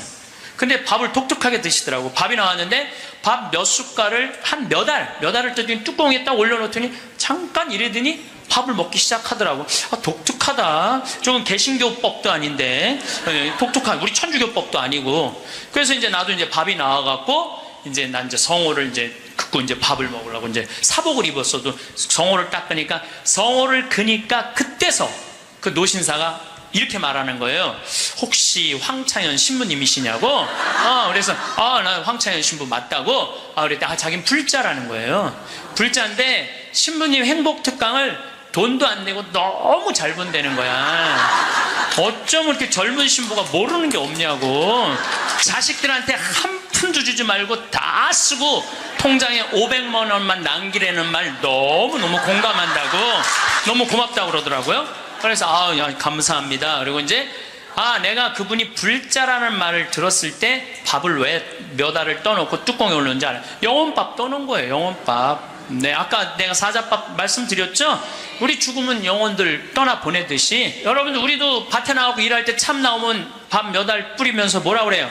이게요, 제가 아까 얘기했지만은 이게 영혼은 천주교 신자들만의 공유물은 아니에요. 모든 인간들이 죽어서 영원한 여행을 떠나는 거예요. 그 여행을 우리는 좀 안전한 동아줄을 떠나는 거고, 하느님 믿지 않는 사람은 어느 줄을 잡아야 되는지 모르고 떠나는 것 뿐이죠. 우리는 좋은 줄을 잡고 있는 거죠. 영혼밥 떠는 거죠. 그래갖고 이제 그 노신사는 이제 밥 먹고 갔어요. 나도 이제 밥을 다 먹고 계산을 하려고 그랬더니 아주머니가 아까 그 노신사가 밥값을 내고 갔다는 거예요. 내가 그때 깨달은 진리가 하나 있어요. 우리 천주교 신자들이 밥 먹을 때 반드시 성호를 긋고 먹어야 돼. 그래야지 뭔가 얻어먹는 게 있는 거예요. 여러분들, 성호를 긋어야지. 지난달에도 우리 생태마을의 부관장 신부들하고 내가 또 신학교 보낸 신부들하고 여행을 같이 갔어. 단풍 여행을 갔어. 단양이라는 곳을 갔는데 전심에 이제 신부들 꽤 많았죠. 능이버섯 찌개를 시켰어요. 우리들 많이 시켰어요. 그래서 이제 다 나왔고, 야 우리 기도하고 먹자 그랬더니 성호를 딱 긋는데 저쪽에서 아저씨 하나가 오더니 황 신부님이 있냐고 그러더라고요. 그렇다고 그러니까 자기 성당 안 다니는데 신부님 강의 너무 재밌게 보고 있다고, 밥값은 내가 내겠다고. 그래서 이 성호 걷는 게 진짜 중요해. 성호 걷는 게. 우리 천주교 신자들 영혼밥 떠나요 안 떠나요? 떠나요. 왜 안 떠나요? 여러분들 영혼밥 떠나요. 우리 식사후 기도 때 뭐라 그래요? 전능하신 하나님 베풀어 주신 모든 은혜 감사드리나이다. 주님의 이름은 찬미를 받으소서, 이제와 영원히 받으소서. 세상을 떠난 모든 교우들이 천재자비하심으로 평화의 은식을 얻게 하소서. 이게 영어 기도문에 없어요. 내가 영어로 식사 전후 기도 하거든요. 없어요, 영어. 한국에만 있는 기도문이에요. 영혼들을 위한 기도. 참 좋은 기도문이에요. 그러니까 이게 연옥 영혼들이요, 다른 나라 사람들, 천주교 신자들 밥 먹을 땐 쳐다도 안 봐. 근데 누구 밥 먹을 때만 기다려? 한국 천주교 신자들 밥 먹을 때만 기다리고 있는 거예요. 그 영혼밥 한번 얻어 먹어보려고. 근데 우리 천주교 신자들이 얼마나 못됐는 줄 알아요? 식사 전 기도는 해, 그나마. 근데 식사 후 기도하는 신자가 거의 없어요. 그냥 일어나는 거야. 얼마나 영혼에서 황당하겠어요. 연옥에서. 여러분들 이제 식사 후 기도하세요. 꼭 하세요. 우리 애들이 항상 영혼들을 위해서 기도해야 돼. 또 묵주기도 끝에 뭐라 그래요? 예수의 우리 죄를 용서하시며 우리를 지옥불에 소구하시고 연옥 영혼을 돌보시며 가장 버림받은. 여러분들 이게 1917년 파티마 성모님이 루시아 프란치스코 히아친트한테 부탁한 거예요. 왜? 연옥 영혼들이 너무 불쌍한 영혼들이 많으니까 너희들 기도해라고. 그러니까 저는 요즘 이렇게 이 죽음 강의를 준비하면서 장례차가 지나가면은요, 천주교 신자, 개신교 신자, 불교 신자 가리지 않아요. 가리지 않고 성호 커요. 성호 긋고 하느님 저 영혼 구원해달라고 좀 기도해요. 나는 도저히 이해가 안 가는 종교단체가 있어요. 우리 교회에 나와야만 구원받는다고 얘기하는. 근데 그 몇 명이냐면 14만 4천 명에 속해야만 구원받는다고. 난 이해가 안 가요. 여러분들, 하느님이 그것도 2000년 역사상 대한민국의 고교회 14만 4,400만 명만 구원하려고 당신 아들 죽였겠어요? 온 인류의 하느님 이렇게 째째하겠어요? 다 구원하고 싶어 하세요. 만약에 14만 4,400만 명만 말도 안 돼. 14만 4천 명만 구원하려고 그러면 나는 예수님 그럴 것 같아. 14만 4천 명 구하려고 그러면 예수님이 이랬을 거예요. 야, 베드로야, 네가 죽어라. 그 14만 4천 명. 예수님은요, 모두를 구원하시기 위해서 십자가 지신 거예요. 그래서 하늘나라는 활짝 열려 있는 거예요. 불교에는요 4대 보살님이 있어요. 관세음보살, 지장보살, 보현보살, 문수보살이 있어요.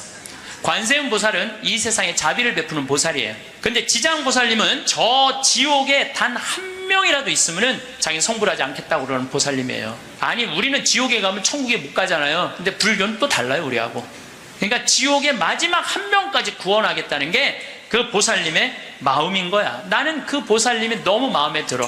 이게 난 하느님의 마음이라고 생각 들어요. 하느님의 마음. 그러니까 여러분들도 모든 사람들이 구원받을 수 있도록 항상 기도하셔야 돼요. 여러분들은 구원 받을 것 같아요? 안 받을 것 같아요? 여러분들 구원 받아요. 적어도 이 시간 강의 듣겠다고 여기 나와서 앉아있는 여러분들은 구원 받아요. 여러분들 천당 간다는 확신 있으면 행복하지 않겠어요? 행복하죠? 내가 이제 막 죽을 때가 다 됐어. 근데 싹 하느님이 와갖고 한 일주일 전에 귀에다 대고 너 축하해, 너 천당이야, 이렇게 얘기하면 행복할 것 같아요? 안 행복할 것 같아요? 행복하겠죠? 근데 이거를 누구한테 하느님이 하냐면 프란치스코 성인한테 해요. 프란치스코 성인한테 나타나갖고, 프란치스코는 굉장히 빨리 돌아가시잖아요. 40대 초반에 돌아가시잖아요. 하느님이 와서 너는 연옥의 벌을 면한다, 바로 천국이다. 그랬을 때 프란치스코 성인이 너무 행복하게 일주일 동안 밥을 안 먹었다는 거야. 너무 행복해서. 아, 나도 지금 하느님이 오늘 저녁에 와갖고 창현아 너 천당이야, 너. 아, 우리 인사발령 신부들 인사발령 굉장히 기다려지거든요. 뭐 저야 뭐 평창에 있으니까 뭐 인사발령이 별로 없으니까. 그래도 신부들 인사발령 굉장히 기다려져. 그 인사발령 때 가고 싶은데 너 거기야 라고 얘기하면 신부들이 얼마나 좋겠어요. 근데 우리 마지막 인사발령 너 천국이야, 마지막 인사발령. 근데 마지막 인사발령이 너 지옥이야. 그러면 어떻게 될 것 같아? 가슴이 철렁하죠. 여러분들은 구원 받으세요. 예수님은요 마테오복음에 지옥 얘기 그렇게 많이 안 하세요. 마테오복음에 천국 얘기는 37번 하고 지옥 얘기는 13번밖에 안 해요. 다른 복음에는 아예 지옥이 거의 없어요. 많이 나와요. 한두 번밖에 안 돼요. 그리고 나머진 한번 오늘 저녁에 집에 가서 성서 읽어보세요. 여러분들 눈이 확 뜨일 거야. 끊임없이 하늘나라 얘기를 해요. 끊임없이 기쁜 소식 얘기를 해요. 하늘나라, 하늘나라, 하늘나라. 내가 이만큼 하늘나라에 관련된 성서가 꽉 차 있어요. 그러니까 하느님이 주고 싶은 거는 뭐예요? 하늘나라예요. 예수님이 뭐하러 그렇게 십자가에 고통스럽게 돌아가셨겠어요? 우리한테 천국을 주기 위한 거예요. 요한복음 3장에 보면은 예수님이 니코데모하고 얘기할 때 이런 얘기를 해요. 믿는 사람은 누구나 사람의 아들 안에서 영원한 생명을 얻게 하려는 것이다. 하나님께서는 세상을 너무나 사랑하신 나머지 외아들을 내줬다고 그래. 이 내줄 때는 확실히 주는 거예요. 내주시어. 그를 믿는 사람은 누구나 멸망하지 않고 영원한 생명을 얻게 하셨다. 하나님께서 아들을 세상에 보내신 것은 세상을 심판하시려는 것이 아니라, 예수님이 한 말이에요. 하나님께서 아들을 세상에 보내신 것은 세상을 심판하시려는 것이 아니라 세상이 아들을 통하여 구원을 받게 하시려는 것이다. 참 쉽죠? 믿기만 하면 되는데 그게 그렇게 어려워? 믿기만 하는데 그거 그냥 천장 쳐다보고 있는 거야 없는 거야 이러고 앉아있으니 참. 요한복음 5장 29절에도 선을 행한 이들은 부활하여 생명을 얻고 악을 저지른 자들은 부활하여 심판을 받을 것이다. 요한복음 5장 39절 이런 얘기가 나와요. 너희는 성경에서 영원한 생명을 찾아 얻겠다는 생각으로 성경을 연구한다. 바로 그 성경이 나를 위하여 증언한다. 그런데도 너희는 나에게 와서 생명을 얻으려고 하지 않는다. 근데 왜 예수님은 우리한테 지옥 얘기를 가끔 하셨을까? 여러분들 자식들 이렇게 교육시킬 때 어떨 때는 좋은 얘기도 해주고 어떨 때는 혼내기도 하고 그러죠? 똑같은 거예요. 근데 혼낼 때도 여러분들 꼭 굳이 애를 그냥, 우리 어머니가 나 어렸을 때 너 정말 다리 밑에서 주워왔는데 진짜 너 다리 밑에 갖다 버린다? 이런 얘기 참 많이 하셨어요. 난 원래 내가 고향이 다리 밑이 내 고향인 줄 알았어요. 하도 그런 얘기 많이 들어갖고. 근데 우리 어머니는 한 번도 다리 밑에 날 버리지 않으셨어요. 예수님도 똑같은 거예요. 아니, 아버지가 자식 지옥 가기를 원하는 아버지가 어디 있어요? 그건 아버지가 아니지. 근데 우리는 하느님의 사랑을 많이 믿지를 못해요. 참 이렇게 의심하는지 몰라. 저는 본당 신부 10년을 하는 동안 총회장님 4분하고 살았어요. 근데 이 4분의 총회장님들이 정말 열심히 했어요, 일을. 그러니까 우리 동창 신부들이 성당에 오면 맨날 총회장이 있는단 말이야. 야, 니네 총회장은 어떻게 하길래 저렇게 열심히 하냐? 나 별말 안 했어. 딱 한마디밖에 안 했어. 무슨 말 했는데? 나는 총회장님을 믿는다. 믿는다는 말 한마디에 총회장님 책임감을 느끼는 거예요. 본당 신부가 믿는다는데. 그러니까 저는 강의 다닌다고 성당 거의 있었던 적이 없어. 맨날 성당 비우고 돌아다녔는데 2번 다 성당을, 신설 성당이니까 성당을 하나는 전 신부님이 져주신 거 내가 완성을 했고, 2번째 성당은 내가 처음부터 끝까지 졌거든요. 그래도 저도 성당에 생전 안 붙어 있었어요. 그래도 성당 너무 잘 져줬어. 근데 누가 다 책임진 거예요? 총회장이 다 책임. 뭐 때문에? 내가 믿는다는 말 한마디에. 여러분들, 그 많은 신들 중에, 인도에는 신이 3억 명이나 된다는데, 그 많은 신들 중에 야훼 하느님 당신만을 나의 주님으로 믿습니다라고 고백하면은 하느님은 나한테 책임감 느낄 것 같아, 안 느낄 것 같아요? 아니, 저놈이 날 믿는다는데 저거 하나 천당에 못 데리고 오겠어요? 근데 만약에 여러분들이 어느 날은 믿는 것 같고 어느 날은 안 믿는 것 같고, 그럼 하느님 어떠실 것 같아요? 어느 날은 책임져야 될 것 같고 어느 날은 책임지지 않아도 될 것 같고 그러네. 믿으려면 어떻게 믿어야 돼? 확실하게 믿어야 돼. 그리고요, 제가 예비자 교리 참 잊지 못하는 예비자가 하나 있었어. 6개월 동안 그렇게 예수님에 대해서 얘기하고 성경에 대해서 얘기하고 예수님 증언했는데, 6개월 후에 교리 마지막 끝에 자, 마지막으로 질문해 보십시오. 그랬더니 딱 손을 들더니 신부님 솔직히 얘기해 달라는 거예요. 뭘 솔직히 얘기하냐니까 진짜 예수님 믿냐고 솔직히 해달라는. 6개월 지났는데. 자, 여러분들도 저한테 그렇게 물어보고 신부님 솔직히 한번 얘기해 보라고, 예수님 믿느냐고. 내가 이스라엘 다녀오고 과달루페 가고 파티마 가고 루르도 가고 또 수많은 사제생활 23년 하면서 수많은 신앙 체험하고 나도 신앙 체험하면서 내가 느낀 게 있어요. 내가 확실하게 나한테 물으면 내가 얘기할게. 하느님 확실하게 살아계셔. 그런데 문제는 내 영혼의 상태 때문에 하느님을 느끼지 못하는 거예요. 하느님은 그냥 계셔. 근데 내 이놈의 영혼이 왔다 갔다 하는 거지. 하느님이 있다 없다 하는 게 아니야. 내 마음 안에 신앙이 있다 없다 하는 거지. 하느님은 그냥 그대로 그 자리에 계셔. 내가 깨어서 기도하고 주님을 끊임없이 찾고 찾고 주님께 찬양을 드리고 감사를 드리면요, 주님은 응답해 주세요. 근데 혼자 그냥 방구석에 갖고 있는 거야 없는 거야 이러면은요, 아무리 대답해 주고 싶어도 방구석에서 나와야지. 근데 여기 지금 나와 있는 분들은 대답을 듣잖아요. 마태복음 25장에 슬기로운 처녀, 미련한 처녀 얘기가 나와요. 슬기로운 처녀 등잔에는 기름이 많았고 미련한 처녀 등잔에는 기름이 하나도 없었어. 미련한 처녀들은 어떤 처녀들이 미련한 처녀들이냐면 맨날 의심하고 성당도 안 나오고 가난한 사람도 안 도와주고 그냥 이러고 있는 처녀들이 미련한 처녀들이에요. 슬기로운 처녀들은 어떤 처녀들이야? 명동에서 피정 있다 그러면 아침부터 와서 앉아있고, 이 처녀들이 기름 종지에 기름이 많은 처녀들이에요. 여러분들이 이웃에게 복음을 선포하고 참된 삶의 길, 진리의 길을 가르쳐주는 거 기름 한 방울 모으는 일이에요. 성교에는 어느 누구도 개인이 지옥에 떨어졌다고 단정 짓지 말라는 거예요. 하다못해 어떤 부인이 남편이 다리에서 뛰어내려서 죽었어. 자살을 했어. 너무 슬퍼. 매일매일 우는 거야. 내가 이건 정말 책에서 내가 읽은 거예요. 요한 마리 비안네 신부님한테 찾아간 거예요. 신부님, 천주교에선 자살하면은 지옥에 간다는데 우리 남편은 다리에서 뛰어내려 죽었는데 어떻게 하면 좋으냐고. 근데 이 요한 마리아 비안네 신부님이 내 속을 뻥 뚫리는 얘기를 했어요. 그 신부님이 뭐라고 그랬냐면 그 부인한테 걱정하지 마라. 당신 남편 지옥 안 갔다. 무슨 소리냐. 지옥에 간다는데 그 다리 밑에서 강까지 떨어지는데 시간이 굉장히 오래 걸린다는 거예요. 떨어지는 사이에 회개를 했다는 거예요. 웃을 일이 아니에요. 아니 내가 왜 말만 하면 웃어. 실질적으로 그 순간에 회개할 수 있다는 거예요. 그리고 당신 남편은 그 순간 떨어지면서 회개를 했기 때문에 지금 연옥에서 지금 훈련을 받고 있으니까 걱정하지 말라고. 연옥벌이 끝나면 천국에 올라가니까.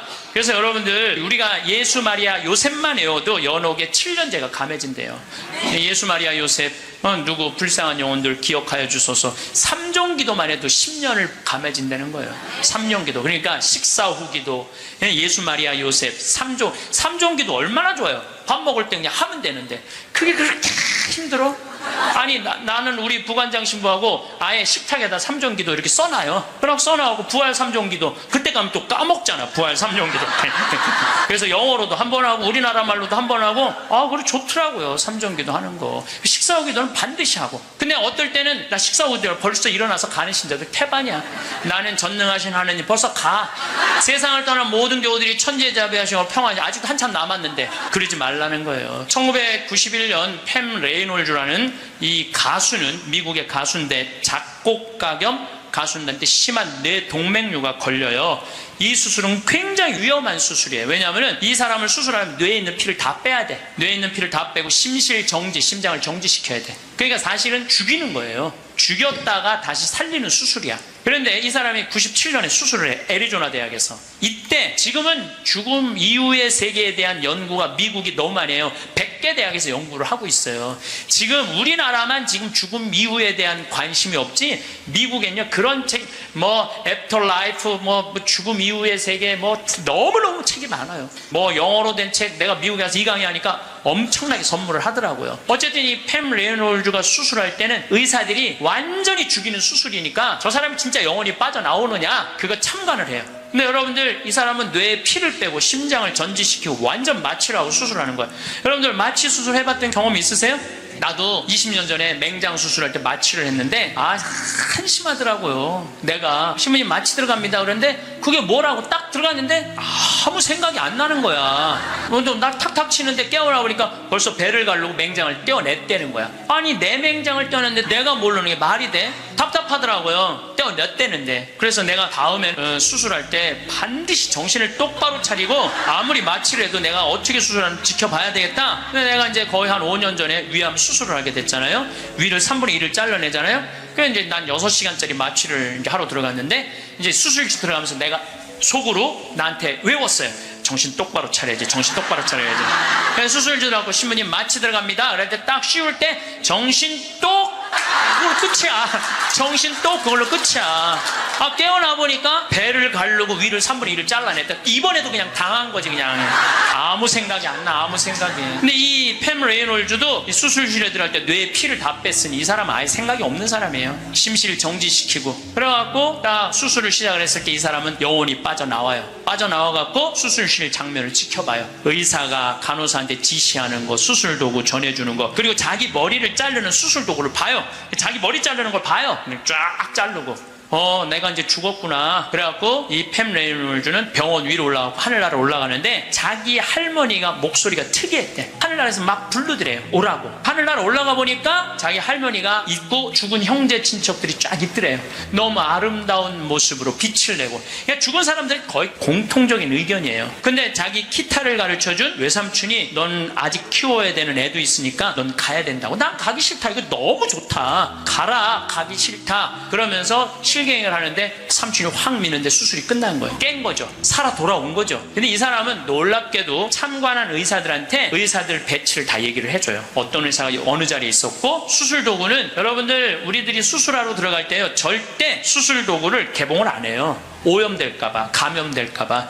그래갖고 의사들이 완전하게 다 방지를 하고 이 사람 마취 끝나고 난 다음에 수술 도구를 다 꺼내요. 그러니까 우리들은 수술 도구를 어떻게 생겼는지 몰라. 수술실에 들어간 사람 알아요? 몰라요? 모르죠? 근데 자기 머리 자르는 거 전동기 칫솔같이 생긴 것까지 다 설명을 하는 거야. 너무너무 놀라운 거죠. 여러분들 이런 연구를요, 하버드 대학, 예일 대학, 세계 최고의 대학들이 연구를 하는 거예요. 그냥 내가 무슨 뭐 무당하고 만나갖고 그냥 대충 얘기하는 게, 짜고 얘기하는 게 아니고, 이건 뭐 논문으로 나오는 내용들을 여러분들한테 전해주는 거예요. 여러분들 바쁘니까 책 읽을 시간이 없잖아. 내가 대신 읽어갖고 다 지금 전해주는 거예요. 미키라는 시각장애자는 앞이 안 보이는 사람인데, 이 미키는 18살, 우리나라는 20살인데 교통사고로 죽어요. 근데 이 사람은 태어나서부터 앞이 안 보이던 사람이야. 그러니까 하얀색이 뭔지, 까만색이 뭔지, 빨간색이 뭔지 아무리 설명을 해줘도 모르죠. 태어나서부터 앞이 안 보이니까. 나무가 어떻게 생겼는지 뭐 설명을 해줘도 상상을 하지, 꽃이 어떻게 생겼는지 알 수가 없잖아요. 근데 이 사람이 교통사고로 죽어요. 죽어서 딱 수술실에 들어갔는데 자기 몸을 처음으로 봐요. 반지를 보고 자기인 걸 알아요. 아, 내가 저렇게 생겼구나. 머리 모양을 보고 아, 내가 저렇게 생겼구나. 그리고 죽어서 하늘나라로 올라가는데 빨주노초 파남보를 다 보는 거예요. 너무 아름다운 빨주노초, 온갖 아름다운 꽃, 새, 나무를 보는 거예요. 그리고 하늘나라에서 너무너무 행복하게 있는데 수술해서 살려낸 거야. 육신을 살려내면 돌아와야 된다고 그랬잖아요. 돌아온 거예요. 돌아왔는데도 이 사람은 어떤 거야? 역시 앞이 안 보이는 거죠. 근데 역시 앞이 안 보이는데도 이 사람은 모든 색깔을 너무 정확하게 설명을 하는 거예요. 나무는 어떻게 생겼고 꽃은 어떻게 생겼고. 이 미키라는 사람도 굉장히 중요한 연구 대상자가 돼요. 왜냐하면 아예 시각장애자인데 모든 색깔에 대한 설명을 너무 잘하는 거야. 한 번도 색깔을 본 적이 없는 사람인데. 그러니까 영혼이 빠져나가는 거죠. 그래서 우리가 이게 죽는 걸로 끝나는 게 아니야. 죽음이 아니고 새로운 삶으로 옮아가는 과정인 거예요. 여러분들 이제 죽는 거 싫어요? 좋아요? 좋아해야 돼. 아니, 죽는 게 싫으면 어떻게 해? 죽는 게 싫으면은. 천주교 신자가 이제 죽는 거 좋죠? 그래도 죽는 게 싫어. 그래도 살아있는 게 나아. 이 이야기는 조금 더 다음 시간에 하면서 내가 죽음이라는 것이 그냥 우리가 하느님을 만나기 위해서는 반드시 죽음이라는 걸 거쳐야 돼. 제가 조금 어려운 얘기 하나 할게요. 나는 사실 어려운 얘기를 잘 안 하는 편인데 이번 건 굉장히 어려운 얘기예요. 요거는 방송 보면서 적어갖고 한번 묵상해 보세요. 데이아르드 샤르댕이라는 신부님이 있어요. 이분은 최고의 지성인이에요. 이분도 너무 유명한데 여러분들이 바빠갖고 이분 책을 읽을 시간이 없죠. 이분은 신학자면서 지질학자예요. 지질학자.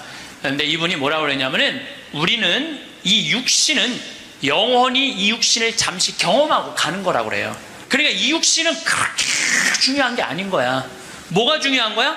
영혼이 중요한 거야. 영혼이 중요한데 우린 영적인 삶을 살지 않기 때문에 그 영적인 세계에 대해서 답답한 거예요. 그러니까 너무 육신에 매달리는 거, 육신의 관계에 매달릴 때 영혼의 그 영적인 세계가 죽는 거예요. 그래서 여러분들 기도하는 시간 자주 가지시고 이런 피정 시간 자주 가지시고 그럴 때 영혼의 눈이 뜨일 때 내가 쓰고 있는 육신이 언젠가 떠나야 되는 육신이라는 걸 깨닫게 될 때 삶의 지혜는요 엄청나게 바뀔 거예요. 자, 여러분들 마침 기도로 그 유명한 천상병 시인의 귀천 하늘로 간다. 우리는 언젠가 하늘나라로 가잖아요. 그거 기도 바치겠습니다. 귀천 나 하늘로 돌아가리라. 새벽빛 와 닿으면 이슬 더불어 손에 손을 잡고 나 하늘로 돌아가리라. 노을빛 함께 단둘이서 길슬개서 놀다가 구름 손짓 하면은 나 하늘로 돌아가리라. 아름다운 이 세상 소풍 끝내는 날 가서 아름다웠더라고 말하리라. 감사합니다. 황창현 신부님의 강의가 어떠셨나요? 불확실성으로 가득 찬 우리의 인생에서 확실한 한 가지는 우리가 죽는다는 것입니다. 얼마 전 40여 년간 의사와 대학 교수로 근무하다 암 진단을 받고 퇴임을 한 소화기 내과 권위자가 죽음관의 중요성을 강조했습니다. 수많은 죽음을 목격하면서 깨닫게 된 사실, 죽기 직전에 이걸 후회한다라는 주제의 연설에서 그는 죽기 몇 달 전부터 오는 증상은 세상 일에 관심이 없어지고 주로 잠을 자고 이런 것들로 시작해서 임종이 임박해서는 혈액순환이 안 되니까 피부에 반점이 나타나고 가래가 들끓고 소변을 잘 안 보게 되는 것들이 임종이 임박한 증상이라고 볼 수가 있다고 운을 뗐습니다. 저명한 의학 학술지의 논문들을 토대로 임종이 다가온 이들이 근사체험을 겪게 된다고 전하기도 했습니다. 생전의 삶이 파노라마처럼 펼쳐지는 회고가 근사체험의 여러 요소 가운데 하나라는 게 그의 설명입니다. 그러면서 수십 년간의 삶이지만 짧은 시간에 중요한 사건들을 전부 되돌아보게 된다는 것이라고 전했습니다. 아울러 죽음은 소멸이 아닌 옮겨감이라고 말합니다. 죽음은 삶의 마지막 단계이고 어떤 면에서는 마지막 성장의 기회라고도 볼 수가 있습니다. 그러므로 우리는 메멘토 모리, 나도 언젠가 죽는다는 걸 자주 기억하고 이런 죽음관을 가능한 일찍 갖는 게 무엇보다 중요합니다. 암 환자가 가장 후회하는 부분으로는 후회와 원망의 반응이 대표적이라고 합니다. 또 암에 걸리기 전으로 돌아간다면 무엇부터 할 것인가라는 물음에는 후회하지 말고 무엇이든 조금 더 일찍 했으면 좋았겠다는 대답이 많았습니다. 그러면서 많은 사람들이 빨라도 40대 후반, 50을 보는 나이에 비로소 그런 생각을 하지만 이런 생각을 10년만 좀 더 빨리 했다면 자신의 삶 자체가 상당히 많이 달라지지 않았을까 생각한다고 답했다고 합니다. 나는 어떻게 죽음을 맞이할 건지 우리는 건강할 때부터 생각해봐야 합니다. 병이 없을 때 건강할 때 유언장을 쓴다든가 사전연명의료의향서를 작성해봐야 됩니다. 건강할 때 생각해보고 필연적으로 맞게 될 죽음을 어떻게 맞이하고 해나갈 건지 생각을 자주 하는 게 굉장히 중요합니다. 여러분, 죽음을 두려워하지 말고 죽음에 의연해지세요. 그러면 행복한 노후, 행복한 죽음을 맞이할 수 있을 것입니다. 이상으로 책틀맨이었습니다. 지혜를 쌓는 당신의 오늘이 아름답습니다. 더 좋은 영상으로 찾아뵙겠습니다. 성공한 사람들을 보면 크게 두 부류로 나뉘는 걸 알 수 있습니다. 하나는 자신이 성공했다고 여기저기 떠벌리고 다니는 사람들, 그리고 또 하나는 조용히 아무 말 없이 자기 삶을 사는 사람들입니다. 우리는 흔히 성공을 하면 자연스럽게 자랑하고 싶어질 거라고 생각하죠. 좋은 차를 사고 비싼 시계를 차고 SNS에 멋진 사진을 올리고 싶을 겁니다. 왜냐하면 그렇게 하면 남들이 나를 더 인정해 줄 거라고 믿으니까요. 하지만 현실은 그렇지 않습니다. 오히려 진짜 성공한 사람들은 그렇게 행동하지 않습니다. 왜냐하면 보여줄 필요가 없기 때문입니다. 돈이 많다고 높은 자리에 있다고 유명하다고 해서 굳이 그걸 드러낼 필요는 없습니다. 그걸 아는 사람들은 이미 알고 있고 모르는 사람들은 알 필요가 없죠. 그런데도 굳이나 성공했다고 떠드는 사람들이 있습니다. 그런 사람들은 왜 그럴까요? 간단합니다. 그 사람들은 사실 그렇게까지 성공한 게 아니기 때문입니다. 우리는 종종 SNS에서 성공한 사람들을 봅니다. 해외여행을 가고 고급 레스토랑에서 밥을 먹고 멋진 차를 타고 다니는 모습? 그런데 가만히 보면 그런 걸 보여주는 사람들은 언제나 뭔가를 팔고 있습니다. 강의를 팔든 자기 브랜드를 홍보하든 아니면 단순히 자기 자존감을 유지하려고 하든 간에 결국 목적이 있는 거죠. 진짜 부자들은 그렇게 하지 않습니다. 오히려 조용히 아무도 모르게 자기 일을 합니다. 왜냐하면 자랑해서 얻을 게 없기 때문입니다. 오히려 괜히 잘난 척했다가 사람들에게 이용당하거나 시기와 질투를 받거나 쓸데없는 오해를 사는 게 더 피곤합니다. 이건 단순한 돈 이야기가 아닙니다. 사회적인 성공을 이룬 사람들도 마찬가지입니다. 진짜 실력 있는 사람들은 자기 실력을 굳이 떠벌리지 않습니다. 왜냐하면 그럴 필요가 없으니까요. 자기 분야에서 최고라면 사람들이 먼저 알아서 찾아옵니다. 반대로 실력이 부족한 사람일수록 자기를 포장하려고 애씁니다. 우리가 흔히 듣는 말이 있죠. 빈수레가 요란하다. 이 말이 괜히 있는 게 아닙니다. 정말 내실이 있는 사람들은 굳이 시끄럽게 굴지 않습니다. 반대로 겉만 번지르르한 사람들은 자기가 얼마나 대단한지 떠들고 다닙니다. 이걸 좀 더 현실적인 예로 들어볼까요? 동창회에 나가면 꼭 이런 사람이 있습니다. 옛날에는 별거 아니었는데 갑자기 잘 됐다고 나타나서 자기가 얼마나 성공했는지 자랑하는 사람. 처음에는 다들 와 대단하다 하고 들어주지만 시간이 지나면 어떨까요? 대부분 속으로 이렇게 생각할 겁니다. 저 사람 뭐 저렇게까지 티를 내? 결국 그런 사람은 점점 멀어지게 됩니다. 반면에 정말 성공한 사람들은 조용합니다. 굳이 자기가 어떻게 살고 있는지 설명하지 않죠. 그런 사람들은 오히려 주변에서 먼저 알아보고 자연스럽게 존경을 받습니다. 그게 진짜 성공입니다. 그럼 우리는 어떻게 해야 할까요? 내가 뭔가를 이루었을 때 굳이 남들에게 알릴 필요가 있을까요? 물론 가까운 사람들에게 좋은 소식을 전하는 건 좋습니다. 하지만 굳이 모든 사람들에게 나 이렇게 잘 살고 있어요 하고 알릴 필요는 없습니다. 그런 행동은 결국 나에게 득이 되지 않습니다. 성공이라는 건 원래 조용한 겁니다. 내가 잘 되고 있으면 주변 사람들이 자연스럽게 알게 됩니다. 굳이 내가 말하지 않아도 내 행동과 태도에서 묻어나오게 되어 있습니다. 그러니 굳이 보여주려고 애쓰지 마세요.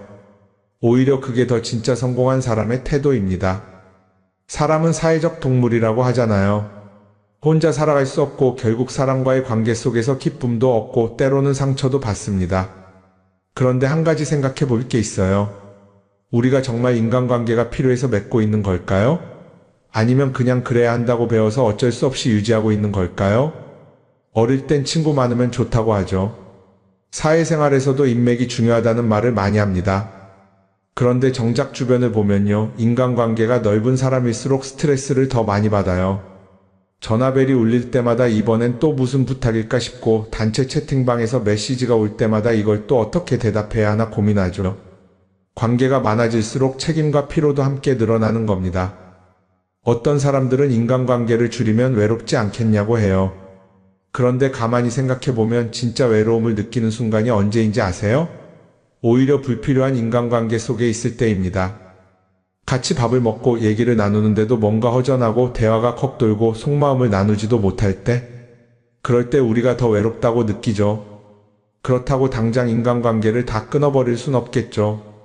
하지만 적어도 내가 정말 소중하게 여겨야 할 관계와 그냥 관성적으로 유지하는 관계는 구분할 필요가 있습니다. 예를 들어 매번 나한테 부탁만 하고 정작 내가 어려울 땐 연락 한 번 없는 사람. 내가 실수하면 뒷담화를 하면서 내 앞에서는 웃는 사람. 이런 관계를 굳이 계속 이어갈 이유가 있을까요? 가끔은 이런 경험도 있을 거예요.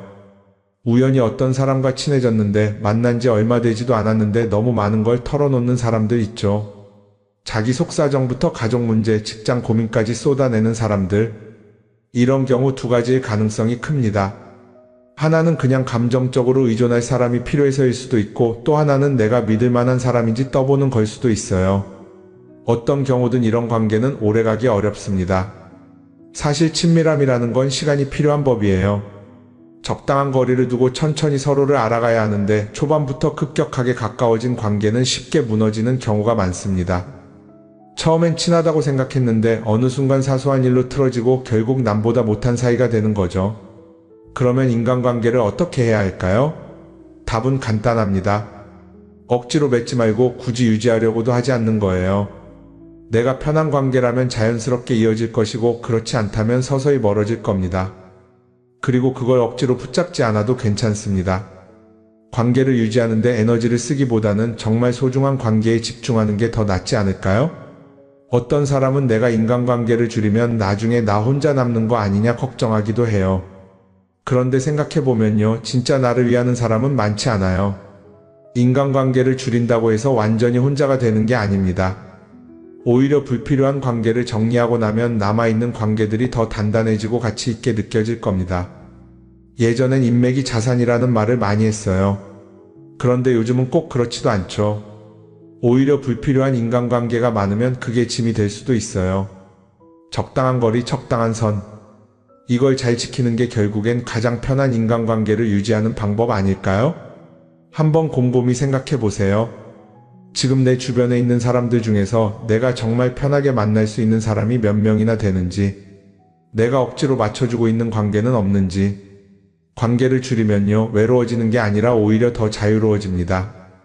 그리고 자유로워진 만큼 내 인생에서 정말 중요한 것에 집중할 수 있게 됩니다. 인간관계 너무 많은 걸 신경 쓰다 보면 정작 중요한 걸 놓칠 수 있어요. 그러니까 이제는 한 번쯤 정리해보는 것도 나쁘지 않을 겁니다. 사람들이 돈을 많이 벌고 싶어 하는 이유가 뭘까요? 단순히 돈이 많으면 좋으니까? 물론 그것도 있겠지만 사실 돈을 원하는 진짜 이유는 더 나은 삶을 살기 위해서겠죠. 그런데 문제는 돈을 많이 번다고 해서 반드시 삶이 나아지는 건 아니라는 겁니다. 오히려 더 많이 벌수록 더 많이 쓰게 되는 경우가 많아요. 가끔 이런 생각해 본 적 없으세요? 예전에는 돈이 지금보다 훨씬 적었는데 이상하게 그때가 더 여유로웠던 것 같다. 왜 그럴까요? 사실 우리가 원하는 건 돈 그 자체가 아니라 돈을 통해 얻을 수 있는 자유인데 돈을 벌면 벌수록 그 자유를 잃어버리는 경우가 많아요. 더 좋은 차, 더 좋은 집, 더 좋은 옷을 사면서 점점 더 많은 돈이 필요해지고 결국엔 돈을 벌기 위해 또다시 일해야 하는 악순환에 빠지게 되는 거죠. 한번 생각해 봅시다. 우리가 정말 필요해서 뭔가를 사는 경우가 얼마나 될까요? 필요해서라기보다는 남들이 가지고 있으니까 없어 보이기 싫으니까 혹은 그냥 기분 전환을 위해서 소비하는 경우가 훨씬 많아요. 그리고 그런 소비를 할 때마다 스스로 이렇게 합리화를 하죠. 이 정도는 나를 위한 투자야. 그런데 가만히 보면 그 소비가 진짜 나를 위한 소비인지 아니면 그냥 사회가 만든 기준에 끌려가고 있는 건지 헷갈릴 때가 많습니다. 예를 들어 예전에는 스마트폰 하나면 충분했는데 이제는 스마트워치도 있어야 하고 무선 이어폰도 필요하고 태블릿도 있어야 할 것 같고 하나를 사면 또 다른 무언가가 필요해지는 시기예요. 사실 이건 우리가 그렇게 만들어진 겁니다. 광고도 그렇고 SNS도 그렇고 자꾸 우리에게 이렇게 말하죠. 이걸 사야 더 행복해질 수 있어요. 그런데 정작 그걸 사고 나면 어때요? 처음 며칠은 좋죠. 그런데 시간이 지나면 또 다른 걸 사고 싶어져요. 왜냐하면 물건이 우리를 오래 행복하게 만들어주지는 않거든요. 특히 요즘은 SNS가 이런 소비 심리를 더 부추기는 것 같아요. 예전에는 친구들끼리 만나서 나 새로 샀어 하고 자랑하는 게 전부였는데 이제는 SNS에 올리면서 전 세계 사람들에게 보여주잖아요. 그러다 보니까 남들도 다 뭔가를 사서 올리고 나도 따라해야 할 것 같은 기분이 드는 거예요. 그런데 중요한 건 그 사람들도 사실은 나와 똑같은 기분이라는 겁니다. 내가 남을 부러워하는 만큼 나도 누군가에게 부러움을 사려고 애쓰고 있는 거죠. 결국 끝없는 비교와 소비 속에서 진짜 중요한 걸 놓치게 되는 겁니다. 한번 이렇게 생각해보면 어떨까요? 만약 내가 지금부터 딱 1년 동안 불필요한 소비를 하지 않는다면 내 삶이 어떻게 변할까? 아마 처음에는 답답할 수도 있어요. 사고 싶었던 걸 참아야 하니까. 그런데 그걸 몇 번 참고 나면 어느 순간 깨닫게 될 겁니다. 내가 굳이 이걸 안 사도 괜찮네? 그렇게 불필요한 소비가 줄어들면 자연스럽게 돈이 쌓이겠죠.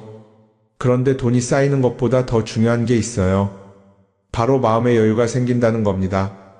돈을 쓰지 않는다고 해서 불행해지는 게 아니라 오히려 소비로부터 자유로워지면서 진짜 행복을 찾을 수 있어요. 물론 이걸 실천하는 게 쉽지는 않겠죠.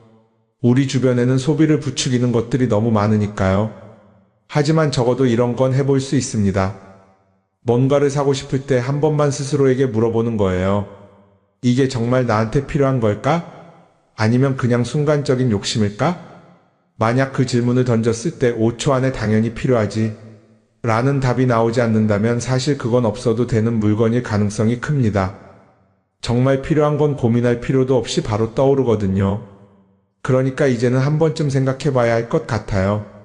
나는 지금 내가 원하는 삶을 살고 있는 걸까? 아니면 남들이 만든 기준에 맞추기 위해 내 시간을 팔고 있는 걸까? 소비를 줄인다는 건 단순히 돈을 아끼는 게 아닙니다. 그건 결국 내 삶의 선택권을 되찾는 일이거든요. 돈을 많이 버는 것도 중요하지만 더 중요한 건 그 돈을 어떻게 쓰느냐입니다. 그리고 때로는 아무것도 사지 않는 게 최고의 선택일 수도 있어요. 우리는 요즘 SNS 없이 사는 게 거의 불가능한 시대에 살고 있죠. 아침에 눈 뜨자마자 휴대폰을 확인하고 출근길에도 SNS를 보고 잠들기 전까지도 계속 들여다봅니다. 그러면서 남들이 어떻게 사는지 보고 나도 모르게 비교하게 되고 때로는 초조해지기도 하죠. SNS에 올라오는 사진들 한번 보세요. 맛집에서 멋진 음식을 먹고 해외여행을 다니고 좋은 옷을 입고 성공한 삶을 사는 사람들. 그런데 가만히 보면 이 사람들이 정말 행복해서 저런 사진을 올리는 걸까요? 아니면 그냥 행복해 보이고 싶은 걸까요? 실제로 SNS에 가장 많이 올라오는 사진이 뭔지 아세요? 남들이 부러워할 만한 순간들입니다. 집에서 편하게 쉬고 있는 모습이나 출근길에 지친 얼굴, 어제 먹다 남은 배달 음식 사진 같은 건 잘 안 올리죠. 대신 멋진 레스토랑, 명품 가방, 고급 호텔 같은 것들이 올라옵니다. 왜 그럴까요? 결국 SNS는 보여주기 위한 공간이기 때문입니다. 여기서 중요한 게 있어요. 우리가 SNS에서 보는 건 그 사람의 삶 전체가 아니라 편집된 일부 장면이라는 겁니다. SNS는 마치 한 편의 다큐멘터리나 영화처럼 잘 꾸며진 장면들만 보여줍니다. 그런데도 우리는 그걸 보면서 아, 저 사람은 나보다 더 행복하구나 하고 착각하죠. 예를 들어 SNS에서 한 친구가 해외여행을 가서 아름다운 풍경을 찍어 올렸다고 해볼게요. 우리는 그걸 보면서 부럽다, 나도 저렇게 살고 싶다라고 생각하겠죠. 그런데 정작 그 친구는 사진을 찍고 나서도 일 때문에 스트레스를 받고 있을 수도 있고 여행 비용을 감당하느라 카드가 걱정을 하고 있을 수도 있습니다. 그 부분은 우리는 알 수가 없죠. 그런데 문제는 이렇게 남들과 비교하는 습관이 쌓이면 결국 내 삶이 초라하게 느껴진다는 겁니다. 원래는 그냥 조용히 살아도 괜찮았는데 SNS를 보고 나면 나만 뒤처지는 것 같고 뭔가를 더 해야 할 것 같고 괜히 불안해지죠. SNS는 기본적으로 사람들의 비교 심리를 자극합니다. 남들이 가진 걸 나도 갖고 싶게 만들고 남들이 하는 걸 나도 해야 할 것 같은 기분이 들게 만들죠. 그러다 보니 필요하지도 않은 걸 사게 되고 무리해서라도 화려한 곳에 가게 되고 남들에게 보여주기 위해 사는 삶을 살게 됩니다. 그럼 어떻게 해야 할까요? 사실 정답은 간단합니다. SNS에서 보이는 것들을 곧이곧대로 믿지 않는 것입니다. 그리고 더 중요한 건 남과 비교하는 걸 멈추는 것이에요. 어떤 사람이 비싼 차를 타고 다닌다고 해서 그 사람이 꼭 행복한 건 아닙니다. 좋은 차를 타고 다니지만 밤마다 사업 걱정에 잠 못 이루는 사람도 많아요. 반대로 대중교통을 이용하지만 마음 편하게 사는 사람도 있죠. 결국 행복은 보이는 것이 아니라 느끼는 것입니다. SNS를 덜 보면 덜 불행해진다는 연구 결과도 있어요. 하루 종일 남의 삶을 보면서 비교하는 시간을 줄이면 내 삶에 집중할 수 있는 시간이 많아지는 겁니다. SNS를 완전히 끊을 필요는 없지만 최소한 그 안에 있는 것들이 전부 진짜라고 생각하지 않는 태도는 필요합니다. 우리는 누구나 자신만의 속도로 살아가고 있어요. 남들은 남들대로 사는 거고 나는 나대로 살면 됩니다. SNS에서 남들의 화려한 모습을 볼 때마다 한 번쯤 이렇게 생각해 보세요. 이건 그 사람이 보여주고 싶은 삶일 뿐이다. 그러면 조금은 편해질 겁니다. 사람들은 다들 자기 인생을 살아간다고 생각하죠. 그런데 가만 보면 정말 자기 인생을 사는 사람이 얼마나 될까요? 많은 사람들이 사실은 남이 만들어 놓은 기준에 맞춰서 살고 있어요. 좋은 대학, 좋은 직장, 좋은 차, 좋은 집. 다들 이런 걸 목표로 삼지만 정작 내가 원하는 삶이 뭔지 깊이 생각해 본 적이 없는 경우가 많아요. 이건 어릴 때부터 교육받아온 방식과도 관련이 있어요. 우리는 어릴 때부터 이렇게 살아야 한다는 틀 안에서 자라죠. 공부 열심히 해서 좋은 성적을 받아야 하고 좋은 직장을 가져야 하고 결혼도 적당한 때에 해야 하고 마치 인생이 정해진 수순이라도 있는 것처럼요. 그러다 보니 나 스스로 정말 원하는 걸 고민하기보다는 그냥 남들이 정해놓은 목표를 따라가게 돼요. 그런데 이렇게 남의 기준에 맞춰서 살다 보면 어느 순간 공허함을 느끼게 됩니다. 이게 정말 내가 원했던 삶인가? 하는 의문이 들 때가 오죠. 어릴 땐 성적이 목표였고 사회에 나와서는 연봉이 목표였고 결혼하고 나서는 아이 교육이 목표였는데 그 목표를 이루고 나면 허무한 거예요. 계속 뭔가를 이루긴 했는데 정작 나는 어디에 있는지 모르겠는 거죠. 진짜 중요한 건 내가 원하는 게 뭔지를 아는 것이에요. 그런데 이게 쉽지 않죠. 오랫동안 남의 기준대로 살아왔기 때문에 막상 내가 정말 원하는 게 뭐지? 하고 물어보면 선뜻 대답하기 어려운 경우가 많아요. 하지만 이 질문을 하지 않으면 우리는 평생 남이 정한 기준 속에서 살게 됩니다. 그럼 어떻게 해야 할까요?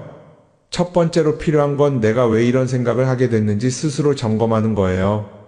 예를 들어 내가 비싼 차를 사고 싶다고 생각한다면 그게 정말 내 필요 때문인지 아니면 남들에게 잘 보이기 위해서인지 한번 따져봐야 해요.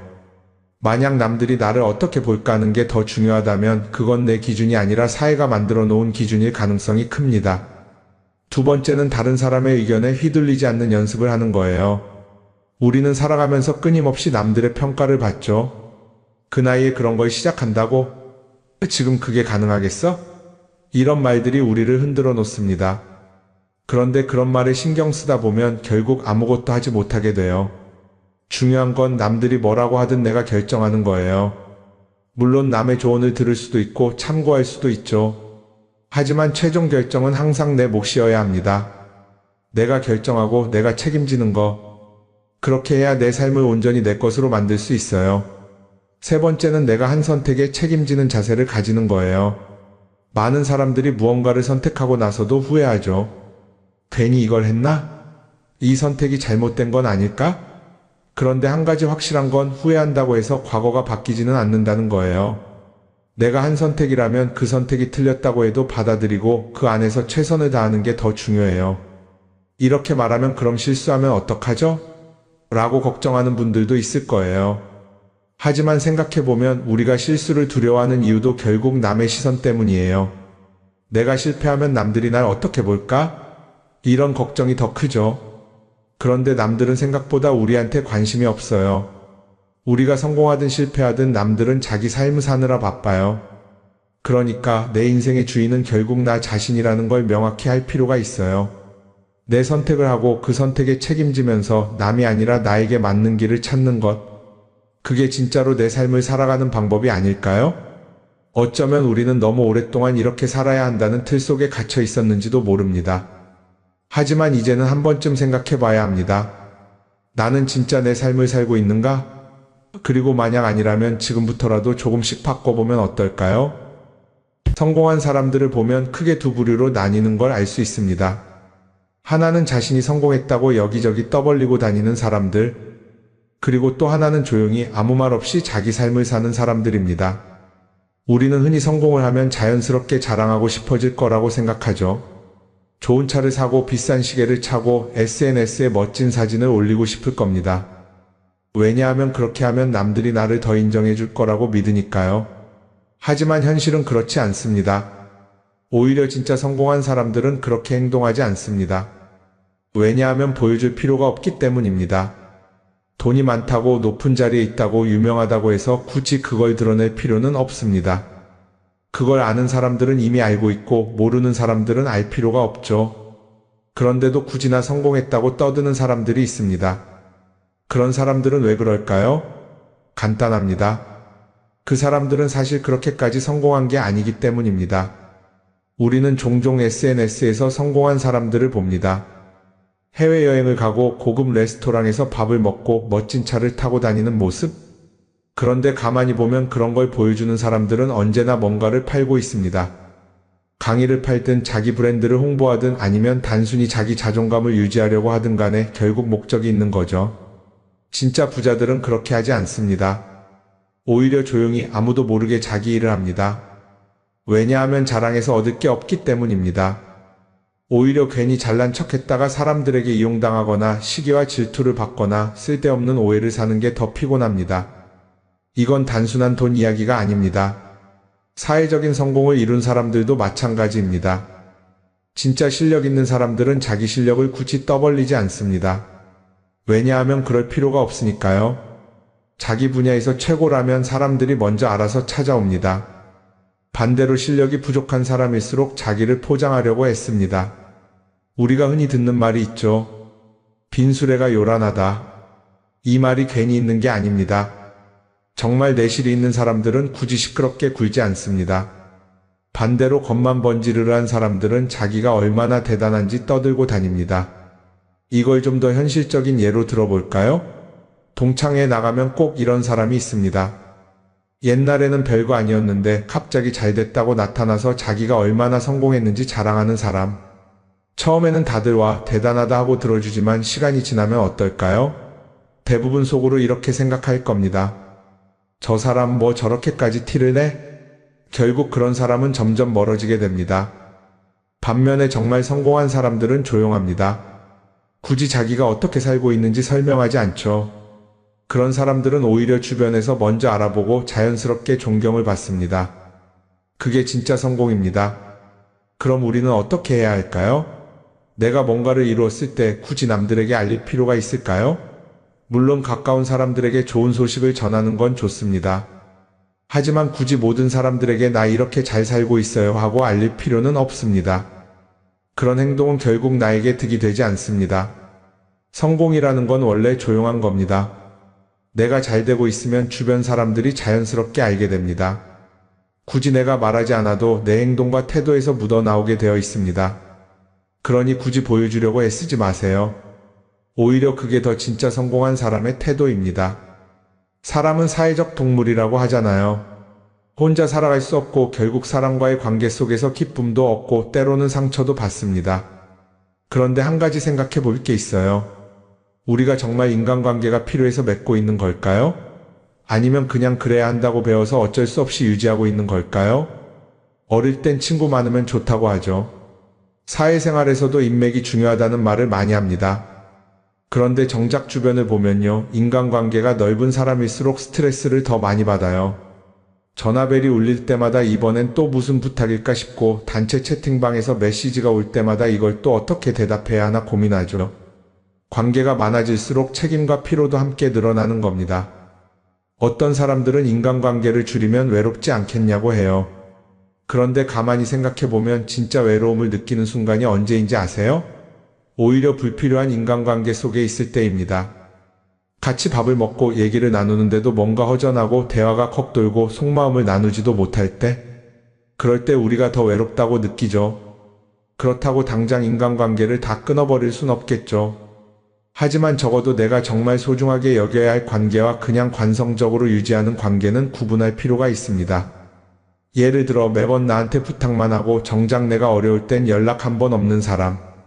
내가 실수하면 뒷담화를 하면서 내 앞에서는 웃는 사람. 이런 관계를 굳이 계속 이어갈 이유가 있을까요? 가끔은 이런 경험도 있을 거예요. 우연히 어떤 사람과 친해졌는데 만난 지 얼마 되지도 않았는데 너무 많은 걸 털어놓는 사람들 있죠. 자기 속사정부터 가족 문제, 직장 고민까지 쏟아내는 사람들. 이런 경우 두 가지의 가능성이 큽니다. 하나는 그냥 감정적으로 의존할 사람이 필요해서일 수도 있고 또 하나는 내가 믿을 만한 사람인지 떠보는 걸 수도 있어요. 어떤 경우든 이런 관계는 오래가기 어렵습니다. 사실 친밀함이라는 건 시간이 필요한 법이에요.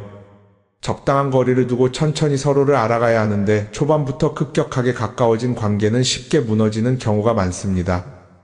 처음엔 친하다고 생각했는데 어느 순간 사소한 일로 틀어지고 결국 남보다 못한 사이가 되는 거죠. 그러면 인간관계를 어떻게 해야 할까요? 답은 간단합니다. 억지로 맺지 말고 굳이 유지하려고도 하지 않는 거예요. 내가 편한 관계라면 자연스럽게 이어질 것이고 그렇지 않다면 서서히 멀어질 겁니다. 그리고 그걸 억지로 붙잡지 않아도 괜찮습니다. 관계를 유지하는데 에너지를 쓰기보다는 정말 소중한 관계에 집중하는 게 더 낫지 않을까요? 어떤 사람은 내가 인간관계를 줄이면 나중에 나 혼자 남는 거 아니냐 걱정하기도 해요. 그런데 생각해보면요, 진짜 나를 위하는 사람은 많지 않아요. 인간관계를 줄인다고 해서 완전히 혼자가 되는 게 아닙니다. 오히려 불필요한 관계를 정리하고 나면 남아있는 관계들이 더 단단해지고 가치 있게 느껴질 겁니다. 예전엔 인맥이 자산이라는 말을 많이 했어요. 그런데 요즘은 꼭 그렇지도 않죠. 오히려 불필요한 인간관계가 많으면 그게 짐이 될 수도 있어요. 적당한 거리, 적당한 선. 이걸 잘 지키는 게 결국엔 가장 편한 인간관계를 유지하는 방법 아닐까요? 한번 곰곰이 생각해 보세요. 지금 내 주변에 있는 사람들 중에서 내가 정말 편하게 만날 수 있는 사람이 몇 명이나 되는지, 내가 억지로 맞춰주고 있는 관계는 없는지. 관계를 줄이면요, 외로워지는 게 아니라 오히려 더 자유로워집니다. 그리고 자유로워진 만큼 내 인생에서 정말 중요한 것에 집중할 수 있게 됩니다.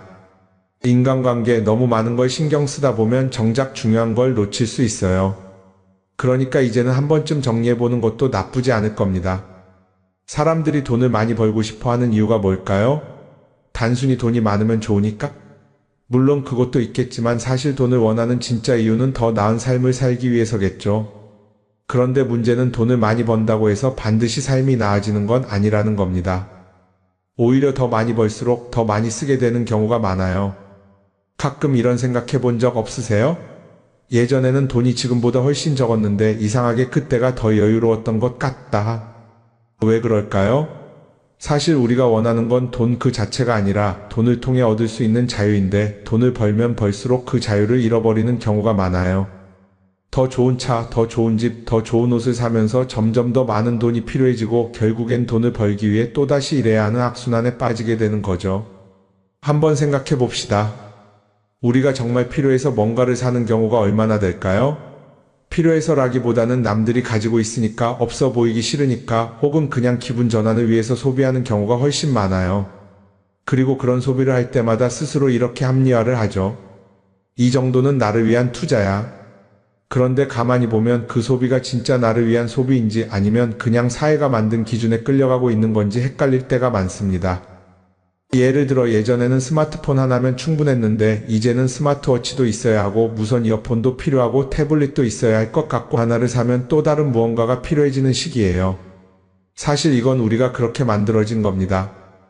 광고도 그렇고 SNS도 그렇고 자꾸 우리에게 이렇게 말하죠. 이걸 사야 더 행복해질 수 있어요.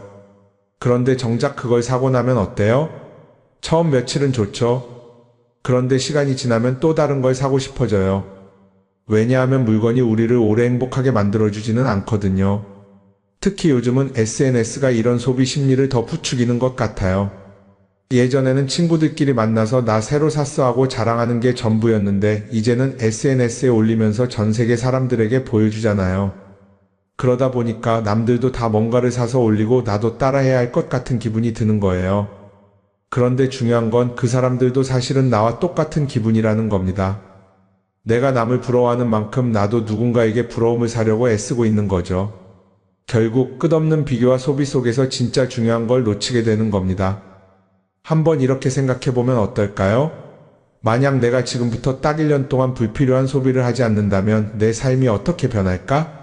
아마 처음에는 답답할 수도 있어요. 사고 싶었던 걸 참아야 하니까. 그런데 그걸 몇 번 참고 나면 어느 순간 깨닫게 될 겁니다. 내가 굳이 이걸 안 사도 괜찮네? 그렇게 불필요한 소비가 줄어들면 자연스럽게 돈이 쌓이겠죠. 그런데 돈이 쌓이는 것보다 더 중요한 게 있어요. 바로 마음의 여유가 생긴다는 겁니다. 돈을 쓰지 않는다고 해서 불행해지는 게 아니라 오히려 소비로부터 자유로워지면서 진짜 행복을 찾을 수 있어요. 물론 이걸 실천하는 게 쉽지는 않겠죠. 우리 주변에는 소비를 부추기는 것들이 너무 많으니까요. 하지만 적어도 이런 건 해볼 수 있습니다. 뭔가를 사고 싶을 때 한 번만 스스로에게 물어보는 거예요. 이게 정말 나한테 필요한 걸까? 아니면 그냥 순간적인 욕심일까? 만약 그 질문을 던졌을 때 5초 안에 당연히 필요하지 라는 답이 나오지 않는다면 사실 그건 없어도 되는 물건일 가능성이 큽니다. 정말 필요한 건 고민할 필요도 없이 바로 떠오르거든요. 그러니까 이제는 한 번쯤 생각해 봐야 할 것 같아요. 나는 지금 내가 원하는 삶을 살고 있는 걸까? 아니면 남들이 만든 기준에 맞추기 위해 내 시간을 팔고 있는 걸까? 소비를 줄인다는 건 단순히 돈을 아끼는 게 아닙니다. 그건 결국 내 삶의 선택권을 되찾는 일이거든요. 돈을 많이 버는 것도 중요하지만 더 중요한 건 그 돈을 어떻게 쓰느냐입니다. 그리고 때로는 아무것도 사지 않는 게 최고의 선택일 수도 있어요. 우리는 요즘 SNS 없이 사는 게 거의 불가능한 시대에 살고 있죠. 아침에 눈 뜨자마자 휴대폰을 확인하고 출근길에도 SNS를 보고 잠들기 전까지도 계속 들여다봅니다. 그러면서 남들이 어떻게 사는지 보고 나도 모르게 비교하게 되고 때로는 초조해지기도 하죠. SNS에 올라오는 사진들 한번 보세요. 맛집에서 멋진 음식을 먹고 해외여행을 다니고 좋은 옷을 입고 성공한 삶을 사는 사람들. 그런데 가만히 보면 이 사람들이 정말 행복해서 저런 사진을 올리는 걸까요? 아니면 그냥 행복해 보이고 싶은 걸까요? 실제로 SNS에 가장 많이 올라오는 사진이 뭔지 아세요? 남들이 부러워할 만한 순간들입니다. 집에서 편하게 쉬고 있는 모습이나 출근길에 지친 얼굴, 어제 먹다 남은 배달 음식 사진 같은 건 잘 안 올리죠. 대신 멋진 레스토랑, 명품 가방, 고급 호텔 같은 것들이 올라옵니다. 왜 그럴까요? 결국 SNS는 보여주기 위한 공간이기 때문입니다. 여기서 중요한 게 있어요. 우리가 SNS에서 보는 건 그 사람의 삶 전체가 아니라 편집된 일부 장면이라는 겁니다. SNS는 마치 한 편의 다큐멘터리나 영화처럼 잘 꾸며진 장면들만 보여줍니다. 그런데도 우리는 그걸 보면서 아, 저 사람은 나보다 더 행복하구나 하고 착각하죠. 예를 들어 SNS에서 한 친구가 해외여행을 가서 아름다운 풍경을 찍어 올렸다고 해볼게요. 우리는 그걸 보면서 부럽다, 나도 저렇게 살고 싶다라고 생각하겠죠. 그런데 정작 그 친구는 사진을 찍고 나서도 일 때문에 스트레스를 받고 있을 수도 있고 여행 비용을 감당하느라 카드가 걱정을 하고 있을 수도 있습니다. 그 부분은 우리는 알 수가 없죠. 그런데 문제는 이렇게 남들과 비교하는 습관이 쌓이면 결국 내 삶이 초라하게 느껴진다는 겁니다. 원래는 그냥 조용히 살아도 괜찮았는데 SNS를 보고 나면 나만 뒤처지는 것 같고 뭔가를 더 해야 할 것 같고 괜히 불안해지죠. SNS는 기본적으로 사람들의 비교 심리를 자극합니다. 남들이 가진 걸 나도 갖고 싶게 만들고 남들이 하는 걸 나도 해야 할 것 같은 기분이 들게 만들죠. 그러다 보니 필요하지도 않은 걸 사게 되고 무리해서라도 화려한 곳에 가게 되고 남들에게 보여주기 위해 사는 삶을 살게 됩니다. 그럼 어떻게 해야 할까요? 사실 정답은 간단합니다. SNS에서 보이는 것들을 곧이곧대로 믿지 않는 것입니다. 그리고 더 중요한 건 남과 비교하는 걸 멈추는 것이에요. 어떤 사람이 비싼 차를 타고 다닌다고 해서 그 사람이 꼭 행복한 건 아닙니다. 좋은 차를 타고 다니지만 밤마다 사업 걱정에 잠 못 이루는 사람도 많아요. 반대로 대중교통을 이용하지만 마음 편하게 사는 사람도 있죠. 결국 행복은 보이는 것이 아니라 느끼는 것입니다. SNS를 덜 보면 덜 불행해진다는 연구 결과도 있어요. 하루 종일 남의 삶을 보면서 비교하는 시간을 줄이면 내 삶에 집중할 수 있는 시간이 많아지는 겁니다. SNS를 완전히 끊을 필요는 없지만 최소한 그 안에 있는 것들이 전부 진짜라고 생각하지 않는 태도는 필요합니다. 우리는 누구나 자신만의 속도로 살아가고 있어요. 남들은 남들대로 사는 거고 나는 나대로 살면 됩니다. SNS에서 남들의 화려한 모습을 볼 때마다 한 번쯤 이렇게 생각해 보세요. 이건 그 사람이 보여주고 싶은 삶일 뿐이다. 그러면 조금은 편해질 겁니다. 사람들은 다들 자기 인생을 살아간다고 생각하죠. 그런데 가만 보면 정말 자기 인생을 사는 사람이 얼마나 될까요? 많은 사람들이 사실은 남이 만들어 놓은 기준에 맞춰서 살고 있어요. 좋은 대학, 좋은 직장, 좋은 차, 좋은 집. 다들 이런 걸 목표로 삼지만 정작 내가 원하는 삶이 뭔지 깊이 생각해 본 적이 없는 경우가 많아요. 이건 어릴 때부터 교육받아온 방식과도 관련이 있어요. 우리는 어릴 때부터 이렇게 살아야 한다는 틀 안에서 자라죠. 공부 열심히 해서 좋은 성적을 받아야 하고 좋은 직장을 가져야 하고 결혼도 적당한 때에 해야 하고 마치 인생이 정해진 수순이라도 있는 것처럼요. 그러다 보니 나 스스로 정말 원하는 걸 고민하기보다는 그냥 남들이 정해놓은 목표를 따라가게 돼요. 그런데 이렇게 남의 기준에 맞춰서 살다 보면 어느 순간 공허함을 느끼게 됩니다. 이게 정말 내가 원했던 삶인가? 하는 의문이 들 때가 오죠. 어릴 땐 성적이 목표였고 사회에 나와서는 연봉이 목표였고 결혼하고 나서는 아이 교육이 목표였는데 그 목표를 이루고 나면 허무한 거예요. 계속 뭔가를 이루긴 했는데 정작 나는 어디에 있는지 모르겠는 거죠. 진짜 중요한 건 내가 원하는 게 뭔지를 아는 것이에요. 그런데 이게 쉽지 않죠. 오랫동안 남의 기준대로 살아왔기 때문에 막상 내가 정말 원하는 게 뭐지? 하고 물어보면 선뜻 대답하기 어려운 경우가 많아요. 하지만 이 질문을 하지 않으면 우리는 평생 남이 정한 기준 속에서 살게 됩니다. 그럼 어떻게 해야 할까요? 첫 번째로 필요한 건 내가 왜 이런 생각을 하게 됐는지 스스로 점검하는 거예요. 예를 들어 내가 비싼 차를 사고 싶다고 생각한다면 그게 정말 내 필요 때문인지 아니면 남들에게 잘 보이기 위해서인지 한번 따져봐야 해요. 만약 남들이 나를 어떻게 볼까 하는 게 더 중요하다면 그건 내 기준이 아니라 사회가 만들어 놓은 기준일 가능성이 큽니다. 두 번째는 다른 사람의 의견에 휘둘리지 않는 연습을 하는 거예요. 우리는 살아가면서 끊임없이 남들의 평가를 받죠. 그 나이에 그런 걸 시작한다고? 지금 그게 가능하겠어? 이런 말들이 우리를 흔들어 놓습니다. 그런데 그런 말에 신경 쓰다 보면 결국 아무것도 하지 못하게 돼요. 중요한 건 남들이 뭐라고 하든 내가 결정하는 거예요. 물론 남의 조언을 들을 수도 있고 참고할 수도 있죠.